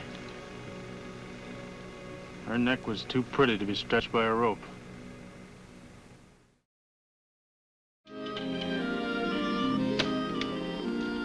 There now, I think that does it. You know, Molly, 100 years from now, no one will believe that you and the dancing girls in the El Dorado once prevented a panic on Montgomery Street. How do you feel about that? Now I'll be able to sleep again. My bones don't ache no more. Molly, I'm sorry I was rude to you before. Forget it, dearie. Girls on my side of the street don't expect bounce from girls on your side. Don't grieve, Sonny. That filly wasn't worth it. Come on down to your Aunt Molly's place and have a drink. You'll feel better. No, Molly. Let's save it for a rainy day, huh?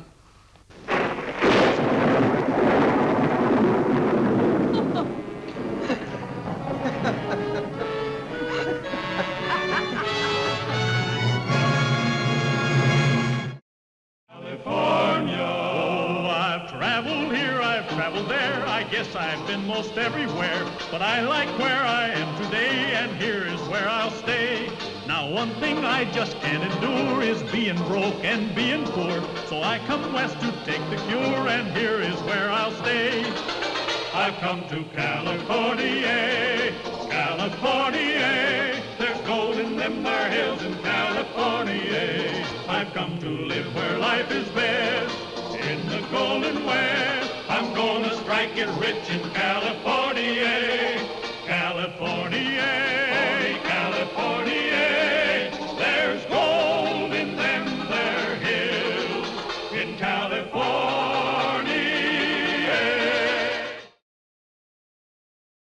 The first Chinese came to San Francisco in 1848. Mostly they were lonely men in a strange land. It was natural that a flourishing business of smuggling in Chinese girls should develop. The men engaged in the smuggling were brutal, unscrupulous, the scum of the underworld.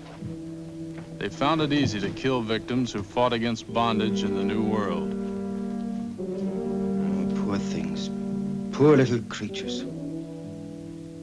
This has got to be stopped, Dion. From now on, consider it your full-time assignment. I want to find out who's behind this, who works for him, everything. Do you understand? And I want to see him and his gang swinging at the end of a rope. California, California. There's The Californians. California. I've come to live where life is best, in the golden west. I'm gonna strike it rich in California.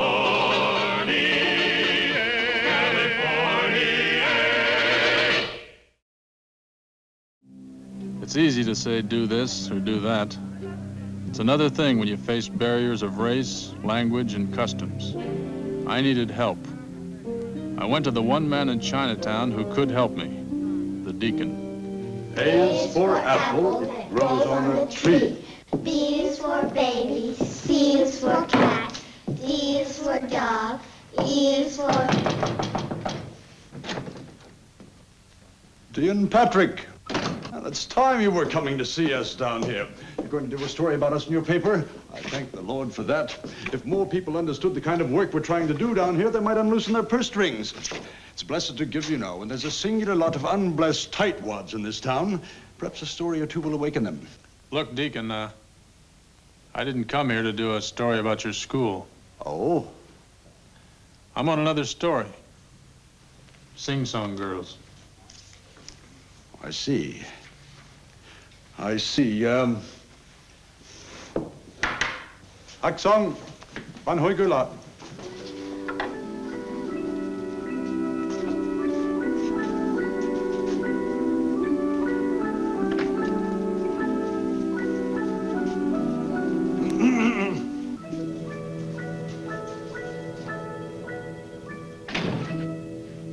Why did you come to see me?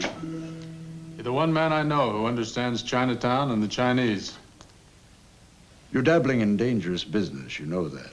Yes, I know that. The Chinese have kept slaves during 6,000 years of civilization. You intend to overthrow that custom? Now, Deacon, you're not defending slavery, are you? Well, certainly not. But I'm an old China hand, and I've learned to overlook a great many things that are personally abhorrent. Besides, most of these girls end up as respectable wives of the very men who bought them. But they were forced. They had no freedom of choice. Are the vigilantes interested in this? We're interested in the brutality and murders that go along with it. Dear me, I foresee a great deal of trouble. Trouble for everyone, but I clearly see where my duty lies, and I'm a stickler for duty, Dion. A stickler.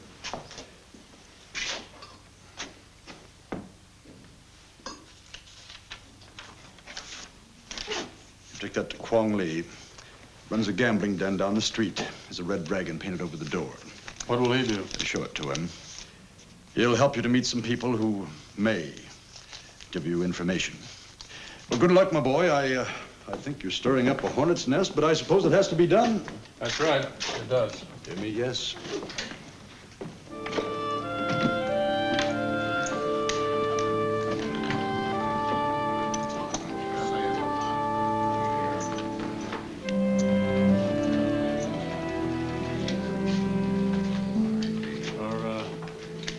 Kwong Lee?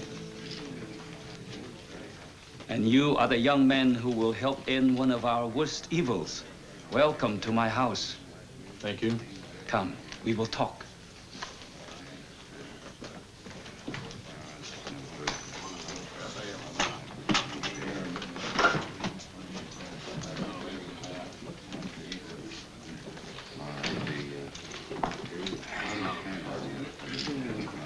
My people are new to this country, Mr. Patrick. Strange, frightened. And people who are strange and frightened cling to the traditions of their homeland. They keep their secrets. You will find it hard to talk to them. And it will be much harder to get them to admit such a trade exists. But it does exist. Do you have any slaves? No, Mr. Patrick. My education in a Christian mission school forbids such a practice. But if I had, I would tell you there were singing birds in my household. I would invite you to meet them, ask questions, and none would admit to being my chattel. And where do I start? By winning the confidence of my people, becoming friends. Friends will speak to each other from the heart, Mr. Patrick. And the heart tells nothing but truth. Will you help me? The deacon has asked me to help you. But will you be my friend?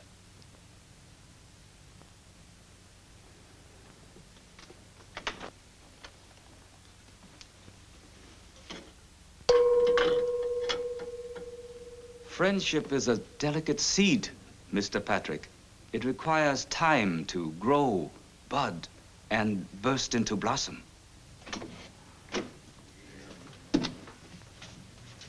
Chang will show you out.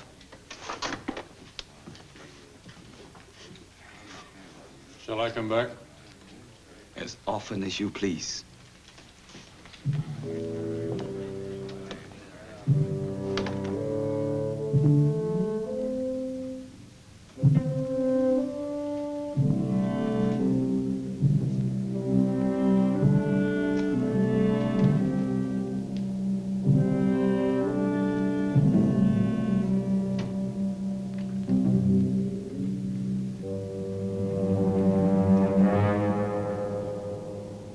Tell the deacon he has no reason for worry. Mr. Patrick will be led down many paths, but never the right one.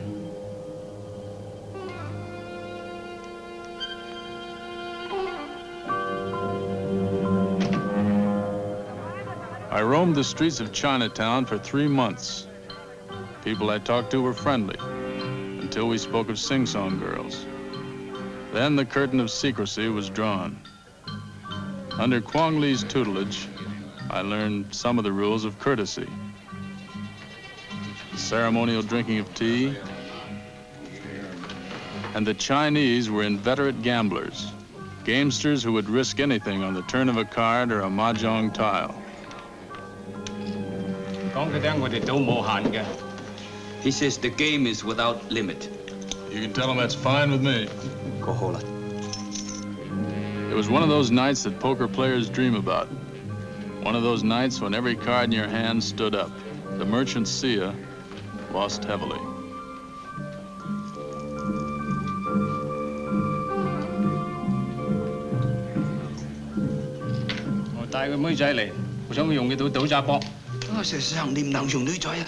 What's the matter? Oh, he wants to make a bigger bet. I'll have anything he wants. 所有你台面啲銀咧，冚唪唥賭晒佢。隨便啦，先生。He says he will bet against everything in front of you. Well, where's his money? He isn't betting money.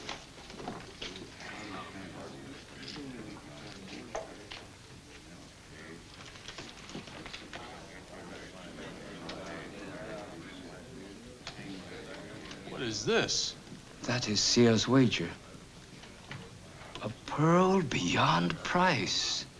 睇我妹仔幾靚，佢名叫美松，佢應該值一揸波。He says she is young, a gentle maiden and a good worker. Her name is Mei Song, and she is worth the wager.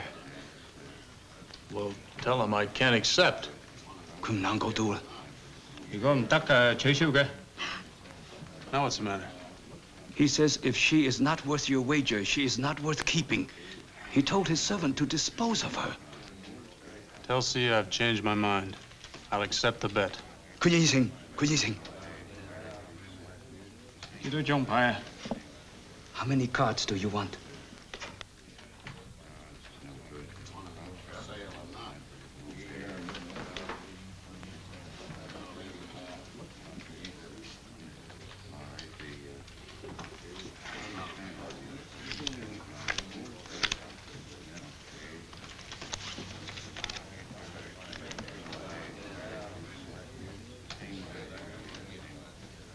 Oh, 我唔要。 Tell him he's called. 佢到啦。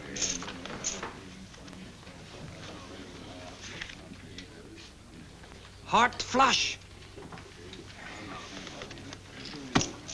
Tell him he's won. Wait. Full house. 佢贏啦。你唔屬於我，帶佢去。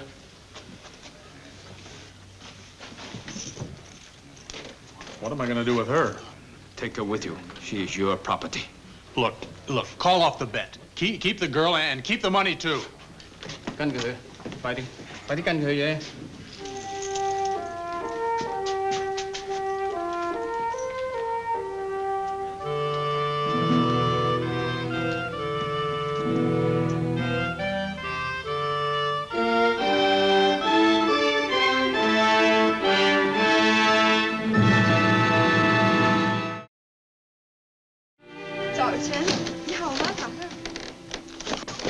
What are you doing? What's my... Jack! Martha, come here, quick! I knew it. I knew it. Now, you get out of here. Go on. What the devil's the matter with you? She's trying to dress me. Out of here, you brazen creature. Chop, chop.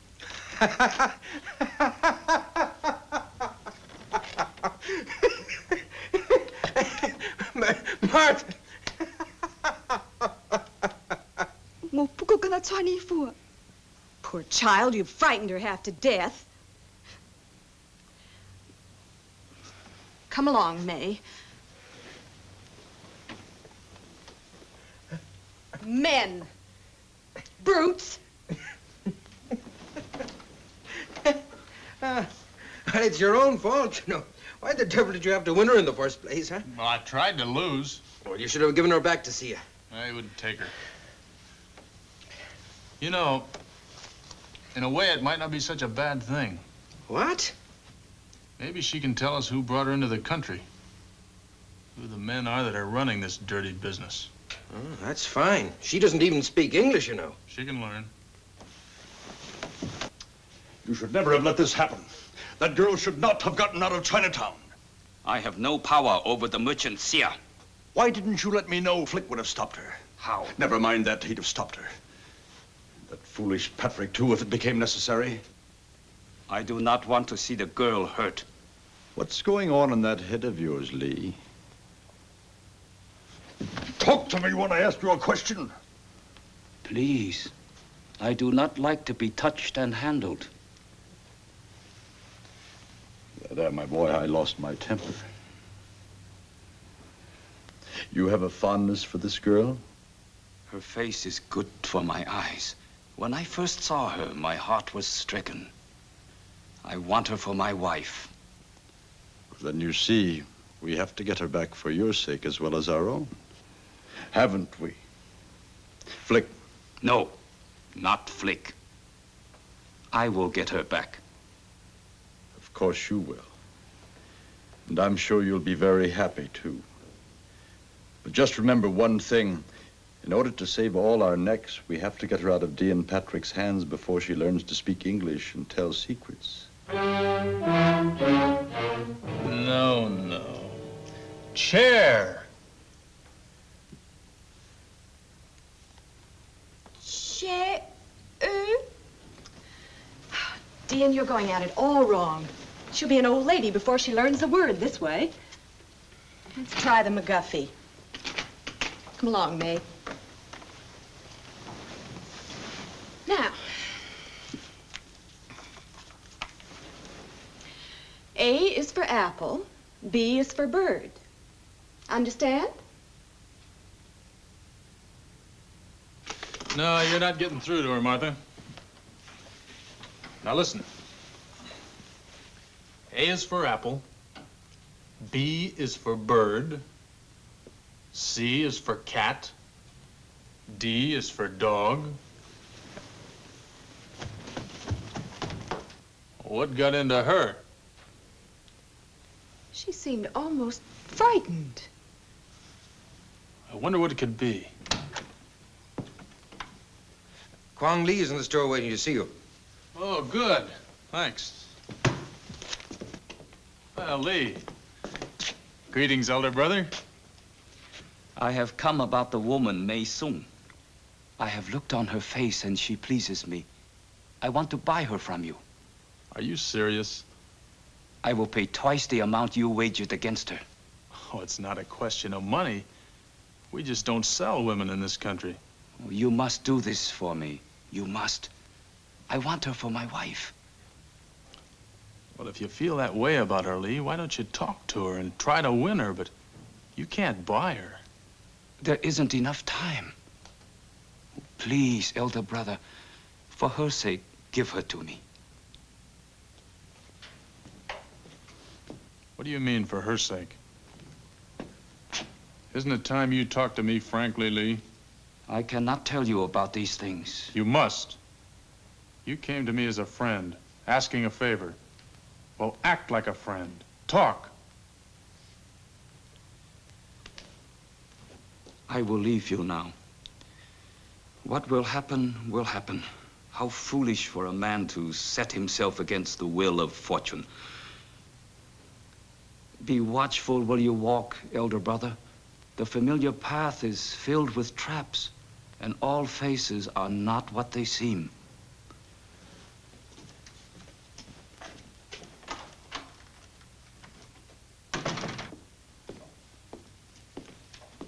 Come on, tell me, what did he want? He wanted to buy Mei Sung. What? He wants to marry her. Jack! Dion! Mei Sung, I went to her room. She's gone.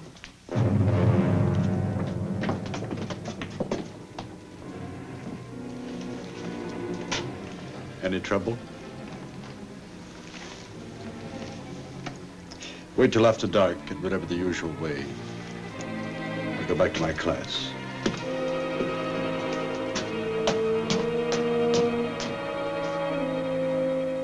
There were signs of a struggle, all right. Mei Sung's been kidnapped. But how? When we were in the store, they must have taken her out the back. Wait a minute. Kwong Lee decoyed us. That's right, Jack. It's time we asked ourselves some questions. Why did the deacon send me to Kwong Lee? And why was Mei Sung so afraid when she heard you and I reciting the alphabet? I wish I knew. It must be associated somehow in her mind with terror. All right. Where do we find the answers, then? Right back where this chase began. The deacon's school. I've told you everything. Why do you badger me with questions? Because you haven't given any answers. Why did you send me to Kwong Lee? I told you. He's the man best suited to guide you into Chinatown's underworld. He hasn't shown me a thing. But maybe you're a fault. Or maybe somebody told him to lead me down false trails. Are you accusing me, Mr. Patrick? I'm asking questions. Let's have some answers. If you think I'm an accomplice in this business, why don't you file charges? Or don't you have any evidence to warrant such charges? If you're innocent, prove it. Without the legal hanky-panky. How?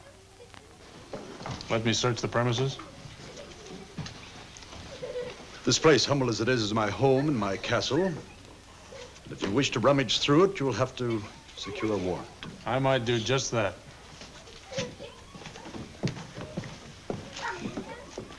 Now back to our lessons, children. Remember, knowledge is power. A is for apple, grows on a tree. B is for babe. He's really got us over a barrel. If we take out a warrant, the girl will be dead before we can serve it. I'll swear he's got her in that house someplace. Yes, well, swearing isn't enough. We need some evidence, you know. We'll get it. Say, if a man is wanted, You can pursue him into any premises, can't you? Sure. Well, that's it. I'll go down to Quang Lee's and arrest him for abduction. Oh, I see. All right, well, I best get some vigilantes and follow you, huh? That's right. He might escape. You're lying. You lied to me from the beginning. You were in this up to your neck. You decoyed us away while the girl was being abducted. Elder brother. Don't call me elder brother. You're part of the dirty slave trade that I'm gonna smash. I tell you, I cannot hurt Mei Sung. I saw her just once, the night you won her. She filled my heart so no other woman can take her place. Then tell me where she is. I do not know.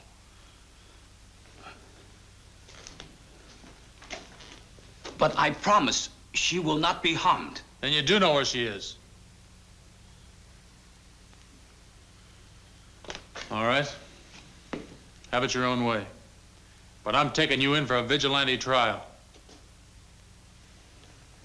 He'll kill that girl. And you know it, but you won't admit it. And you won't be able to help her, Lee. Not where you're going.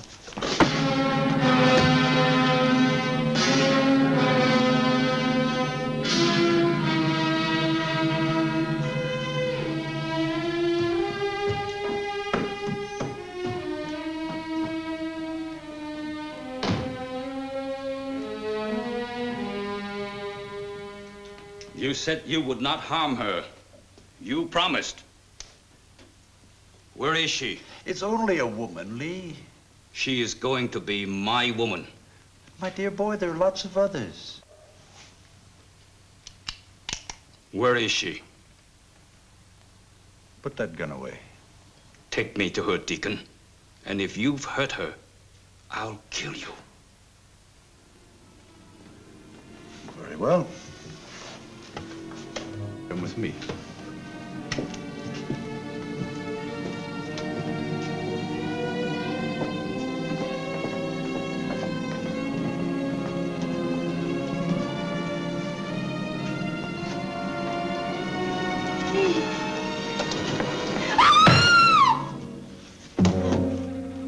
That's two for the bay tonight. Get them ready.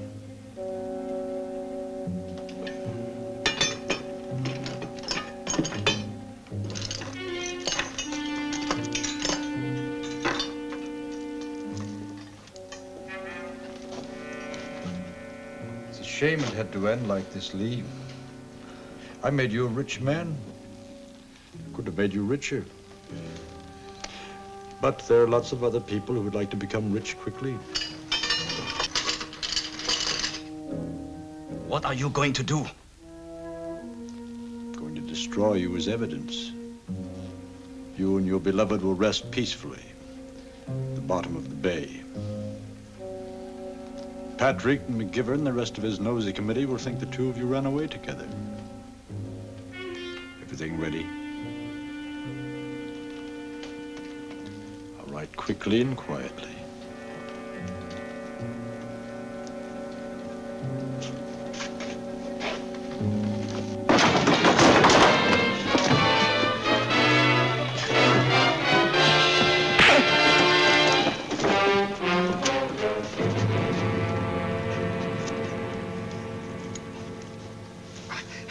Could I, please?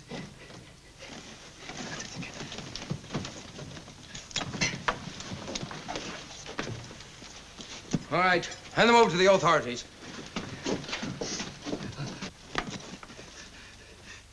Quên bạn nhiều lắm. Anh đi mô hàm là kịch chung quên lắm mà. Mà bạn nhiều lắm. We put in a good word for Lee? But I think the truth is good enough.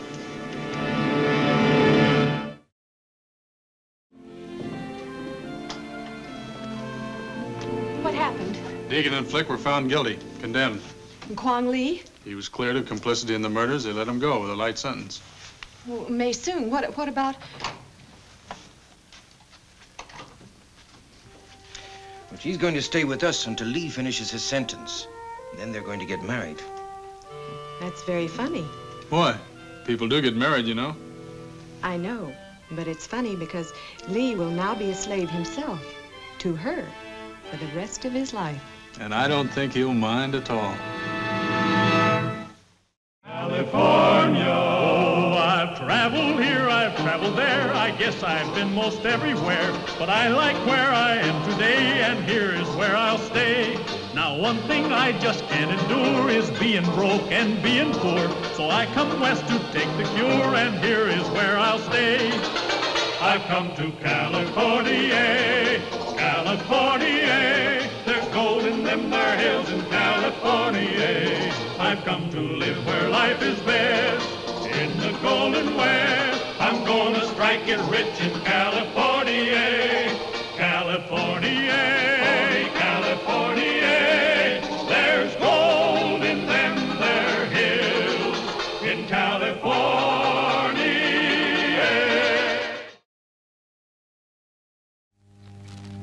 San Francisco, 1851. The first madness of the gold rush was over. Men sought a new source of wealth. Some pursued it as far as the newly opened gold fields of Australia. Others found it in the rich soil of California land.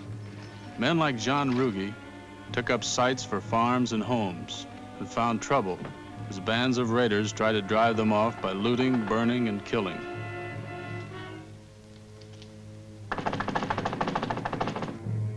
They hit us about sundown. Valejo's vaqueros. We managed to hold them off. Kept them from burning the house. I just don't understand it. Are you sure that they were Don Valejo's vaqueros? Yeah, I'm certain sure. Look, for all intents and purposes now, you were squatters, and you knew that you were taking a chance. No, we weren't squatters. Valejo asked us to settle there. You know, most of his land wasn't good for much. He tricked us into settling there. Then when we made something out of it, he's trying to take it back. Mr. McGivern, we need help. We need the vigilantes. It's impossible. The vigilantes operate only in the city of San Francisco. I'm sorry, but I'm afraid you're going to have to appeal to the state. The state? Why, Valejo's soft-soaped them politicos up there so that us poor folk don't stand a chance of getting state help. Unless you folks help us, we're gonna help ourselves. And there are enough of us to give that Don Mariano Valejo a taste of his own medicine. Jack, why don't I go up there? Get an idea what's really happening. All right. But mind you this now. You're not going as a vigilante. You're just going as a reporter for the newspaper.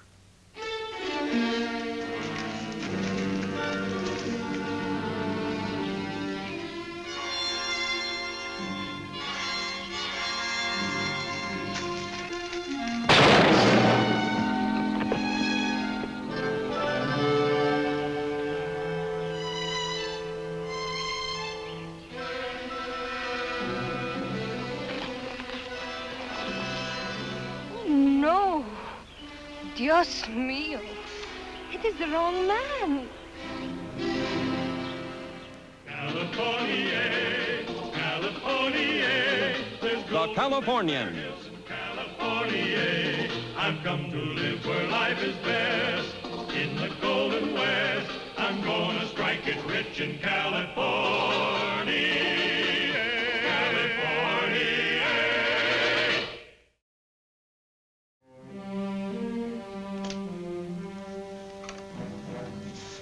How is he? No change.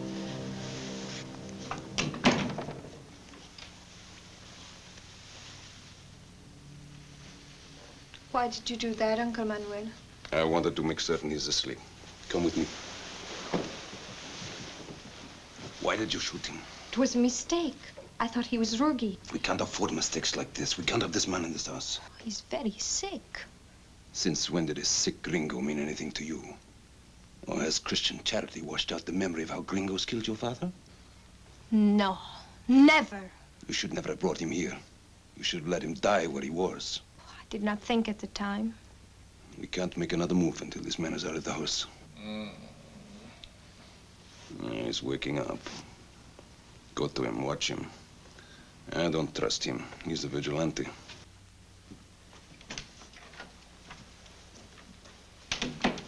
Who was that? My uncle, Don Manuel Guzman. He stopped to ask how you were. Now, go back to sleep. Please. You must get well. Soon.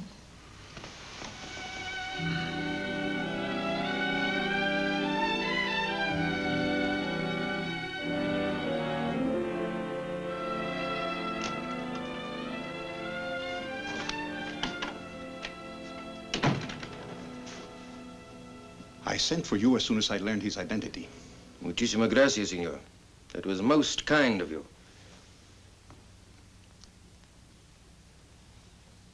What did your doctor say? He treated his wound and left him to God. I see. I suppose you don't know why he was ambushed or who did it? Senor, I do not know. You don't know, eh? Now, why should I believe that? Because I said I don't know. My niece Yolanda found him on the road. She got help and we brought him here. That was most fortunate for him, wasn't it? Are you implying that I had anything to do with this? Senor Valejo, I may be implying it, others are saying it. Now, if you'll excuse me, I'll get him ready for the journey home.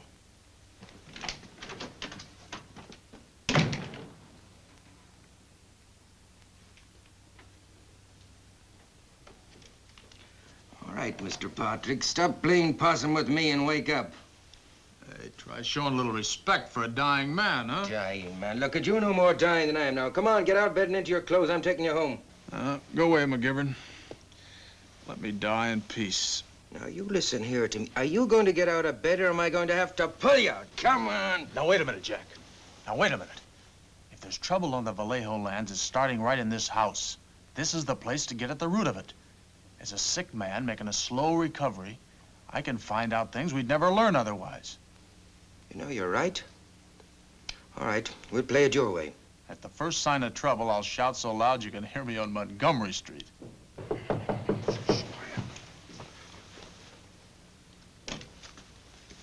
How is he? Very weak, senorita, very weak. You seem greatly concerned over a stranger. I feel responsible for him, Senor McGivern. After all, I was the one who found him.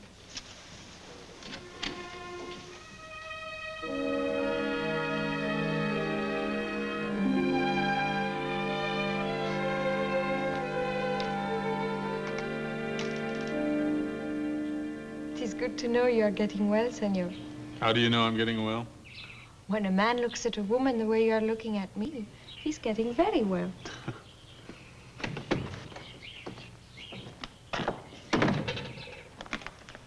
How are you feeling today, my friend? Well, your niece tells me I'm feeling very well. Oh, Yolanda is a very good nurse. Will you excuse us, my dear? I want to talk to Senor Patrick alone.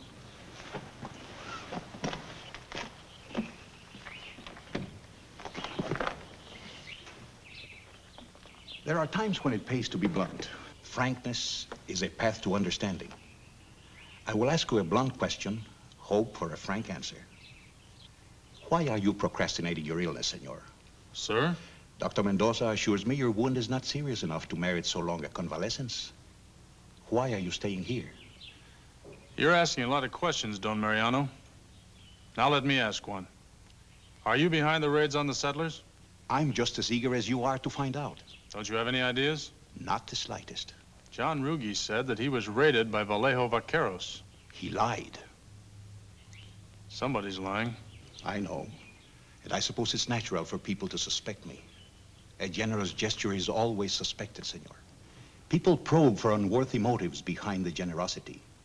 During the centuries of Spanish rule, the land belonged to a few. There was no incentive for the many to make the most of it. I wanted to provide that incentive.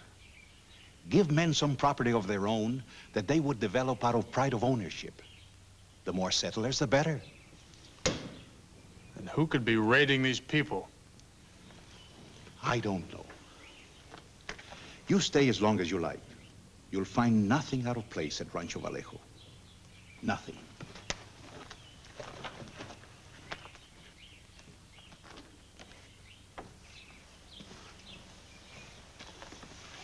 Something wrong, senor? How soon will I be able to ride? Why? There's a man I want to see. John Rugi. Are you sure he suspects nothing? I told you, I'm not certain of anything. Are you trying to protect this man? Why would I do that? Is it possible that you're developing an affection for him? Certainly not. Better not go all the way to Rugi's with him. It might be dangerous. I am only going to show him the road.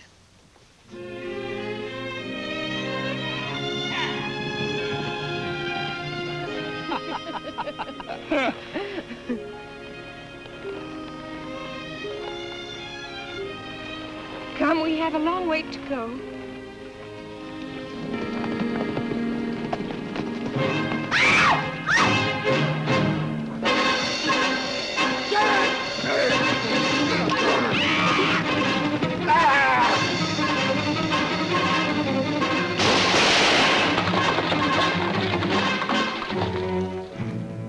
What were those men trying to do? Who were they? Rugi's men. They were trying to abduct me.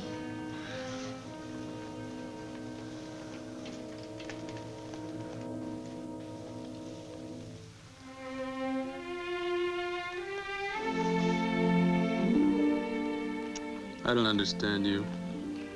You know I love you. You say you love me, but well, still you won't explain why Rugi's men are after you. I cannot explain. I love you. Isn't that enough? Enough? It's wonderful. That means I have to see John Rugi.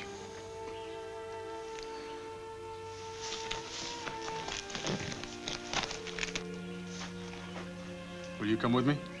I think you better go alone.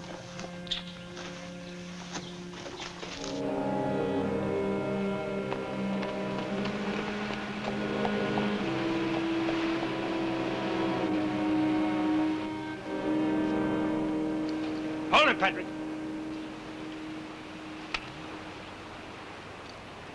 What are you doing over here? Why ain't you back with your murdering friends? Why did these men try to abduct Yolanda Valejo? They weren't fixing to abduct her. They were fixing to kill her. What do you mean? Don't try nothing. Why did they want to kill her? Who do you think's been leading the vaqueros on these raids? Yolanda Inez Maria Valejo, that's who. Yeah, dressed like a man, but twice as cruel as any man ever could be. And I'll tell you something. The first time any of us gets her over the sights of a gun, she's gonna be dead.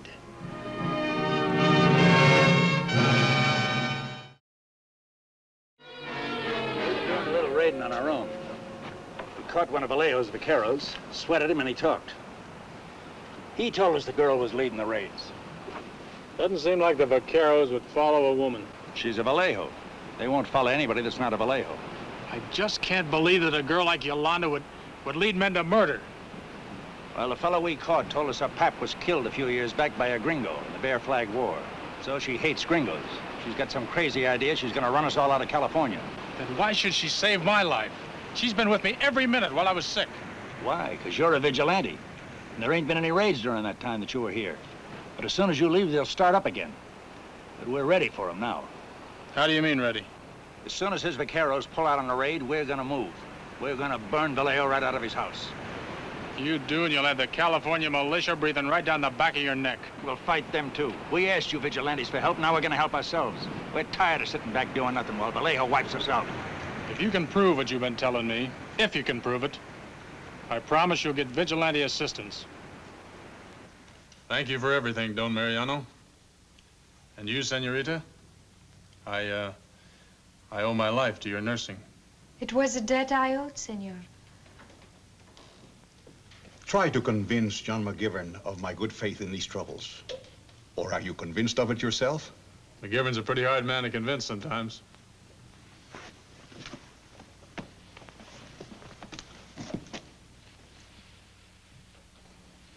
Goodbye. Dion. What is it, Yolanda? I couldn't let you go like this.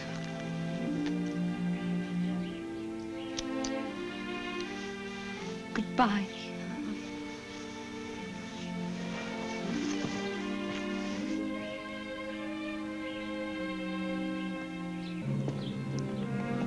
I took the road to San Francisco.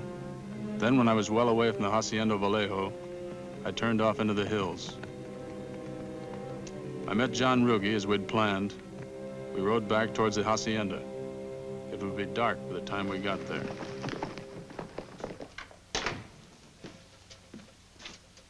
What is it, Yolanda? How long must we go on with this?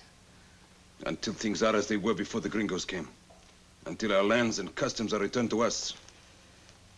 Are you weakening? Have you forgotten how your father died? No. It is just that I'm tired of being like this. I am a woman, Uncle.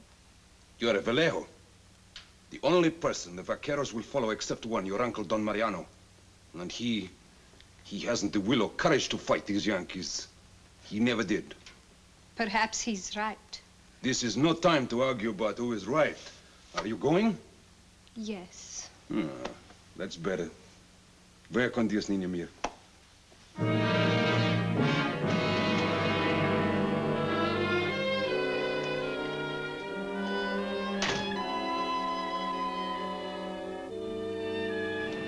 Well, you were right. She's leading the raids. This'll be her last. Now you listen to me, Rugi. You're not leading any raids on the Valejos. Who's giving the orders? I am. We'll put this in the hands of men who know more about handing out justice than you and the rest of the people up here put together. You got until dawn to get your vigilantes out here. You don't show, we're burning out Hacienda Valejo. You better ride hard.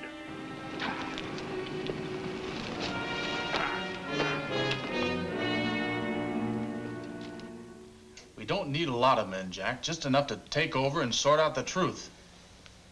But I'll tell you this much. If we use the vigilantes, we're in a devil of a lot of trouble. We have to use them, Jack. So far, the state has refused to act. If Rugi leads an attack on the Valejo Hacienda, he may spark a full-scale civil war. Don Valejo is a very respected man among his people. All right. I suppose we best do it. Wait here for me.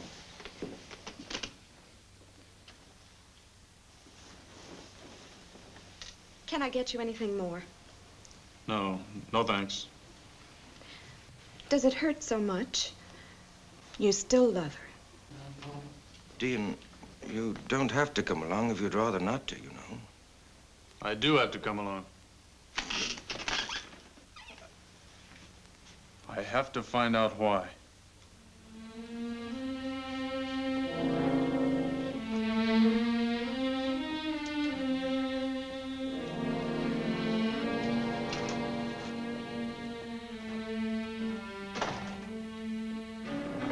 So the vigilantes raced against dawn to reach Valejo's hacienda.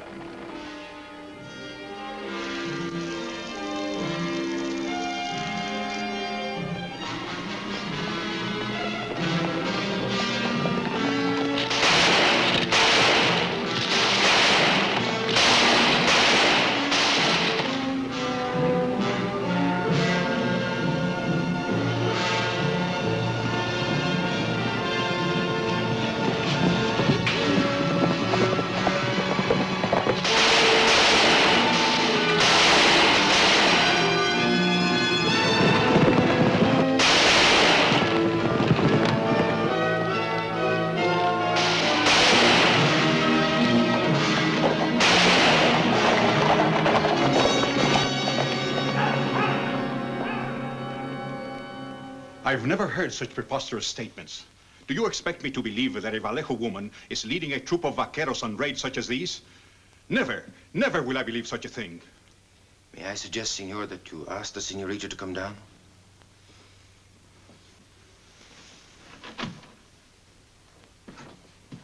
Señor. Diga a mi sobrina que baje. Sí, señor. And you, Senor Patrick, is this the way you repay my kindness, my hospitality, with lies about a Valejo? I have been a friend to you and your people since you first came to this country. Well? La señorita Yolanda no está en su habitación, señor. Bien. My niece is not in her room.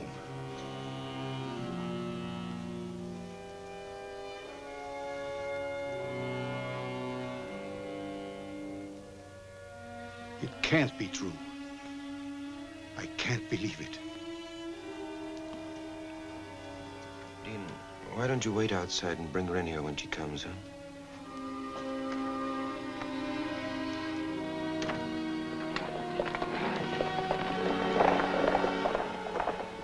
Dion. They're waiting for you inside. You know? Yes.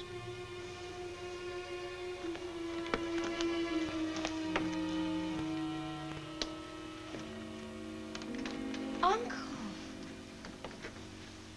And who is this person who calls me uncle? Please, Uncle Mariano. Why did you do this? Why did you bring this shame on yourself, on me, on the name of Valejo? Why don't you ask Don Manuel? What has he to do with this? Well?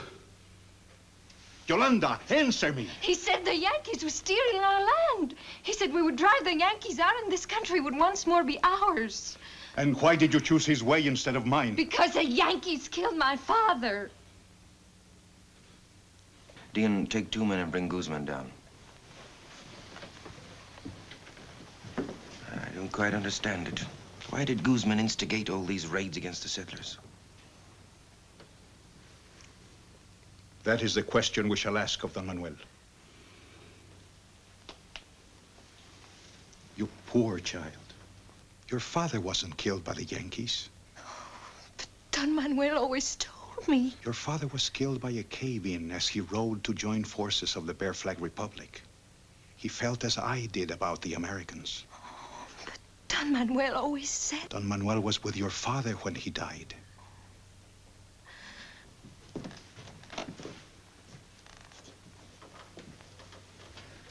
Yolande, what are you doing in that costume? Why did you lie about my father's death? Why did you tell me we were fighting for the sake of our people? What is the girl talking about? Stop it, Guzman. I saw you last night sending her on the raid. All we want to know is why. Perhaps I know. You couldn't stand seeing what you thought was your inheritance wasted, could you? These are not your lands to give away. They belong to the Valejos. Ah, but you are not a Valejo. Yes, but my wife was. And when your brother died, I was the next heir. I was... When my brother died, you became an heir. How did my brother die, Don Manuel? It was the cave-in. I told you how it happened. The truth isn't in you. I'll knock it out of him. Take them, Senor McGivern. I only ask that you consider the youth of my niece and the lies this man told her. I promise you, we'll do what we can for her. All right, you men, take him out. Don't be a fool, Guzman. You can't get away with it. Stay back. I want the truth about my father. I won't hesitate to shoot you, Landy. You killed him, didn't you?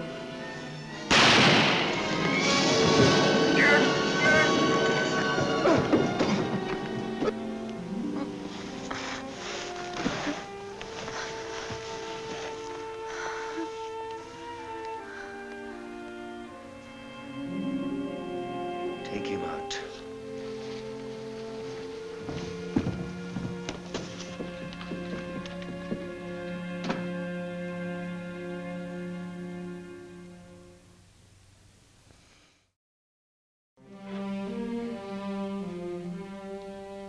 What are you doing? I guess I'll go for a walk. In this fog? Why not?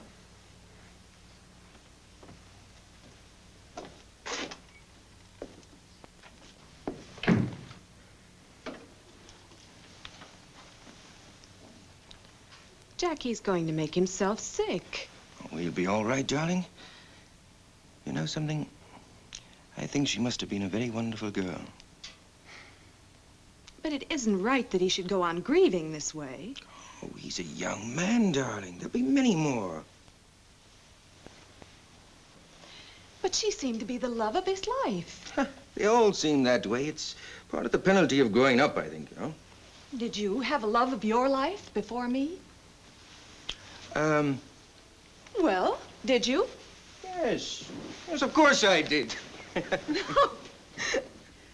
And what happened to her? Well, she married a greengrocer in Limerick. She had 9 children, and she grew very, very fat.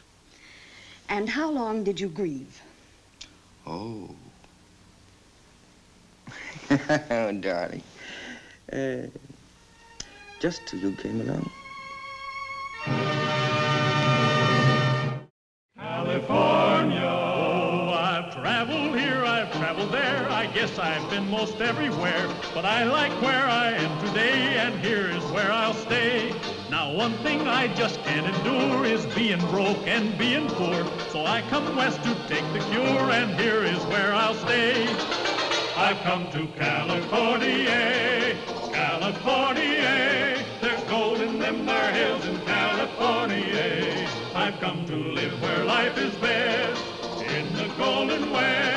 I'm gonna strike it rich in California.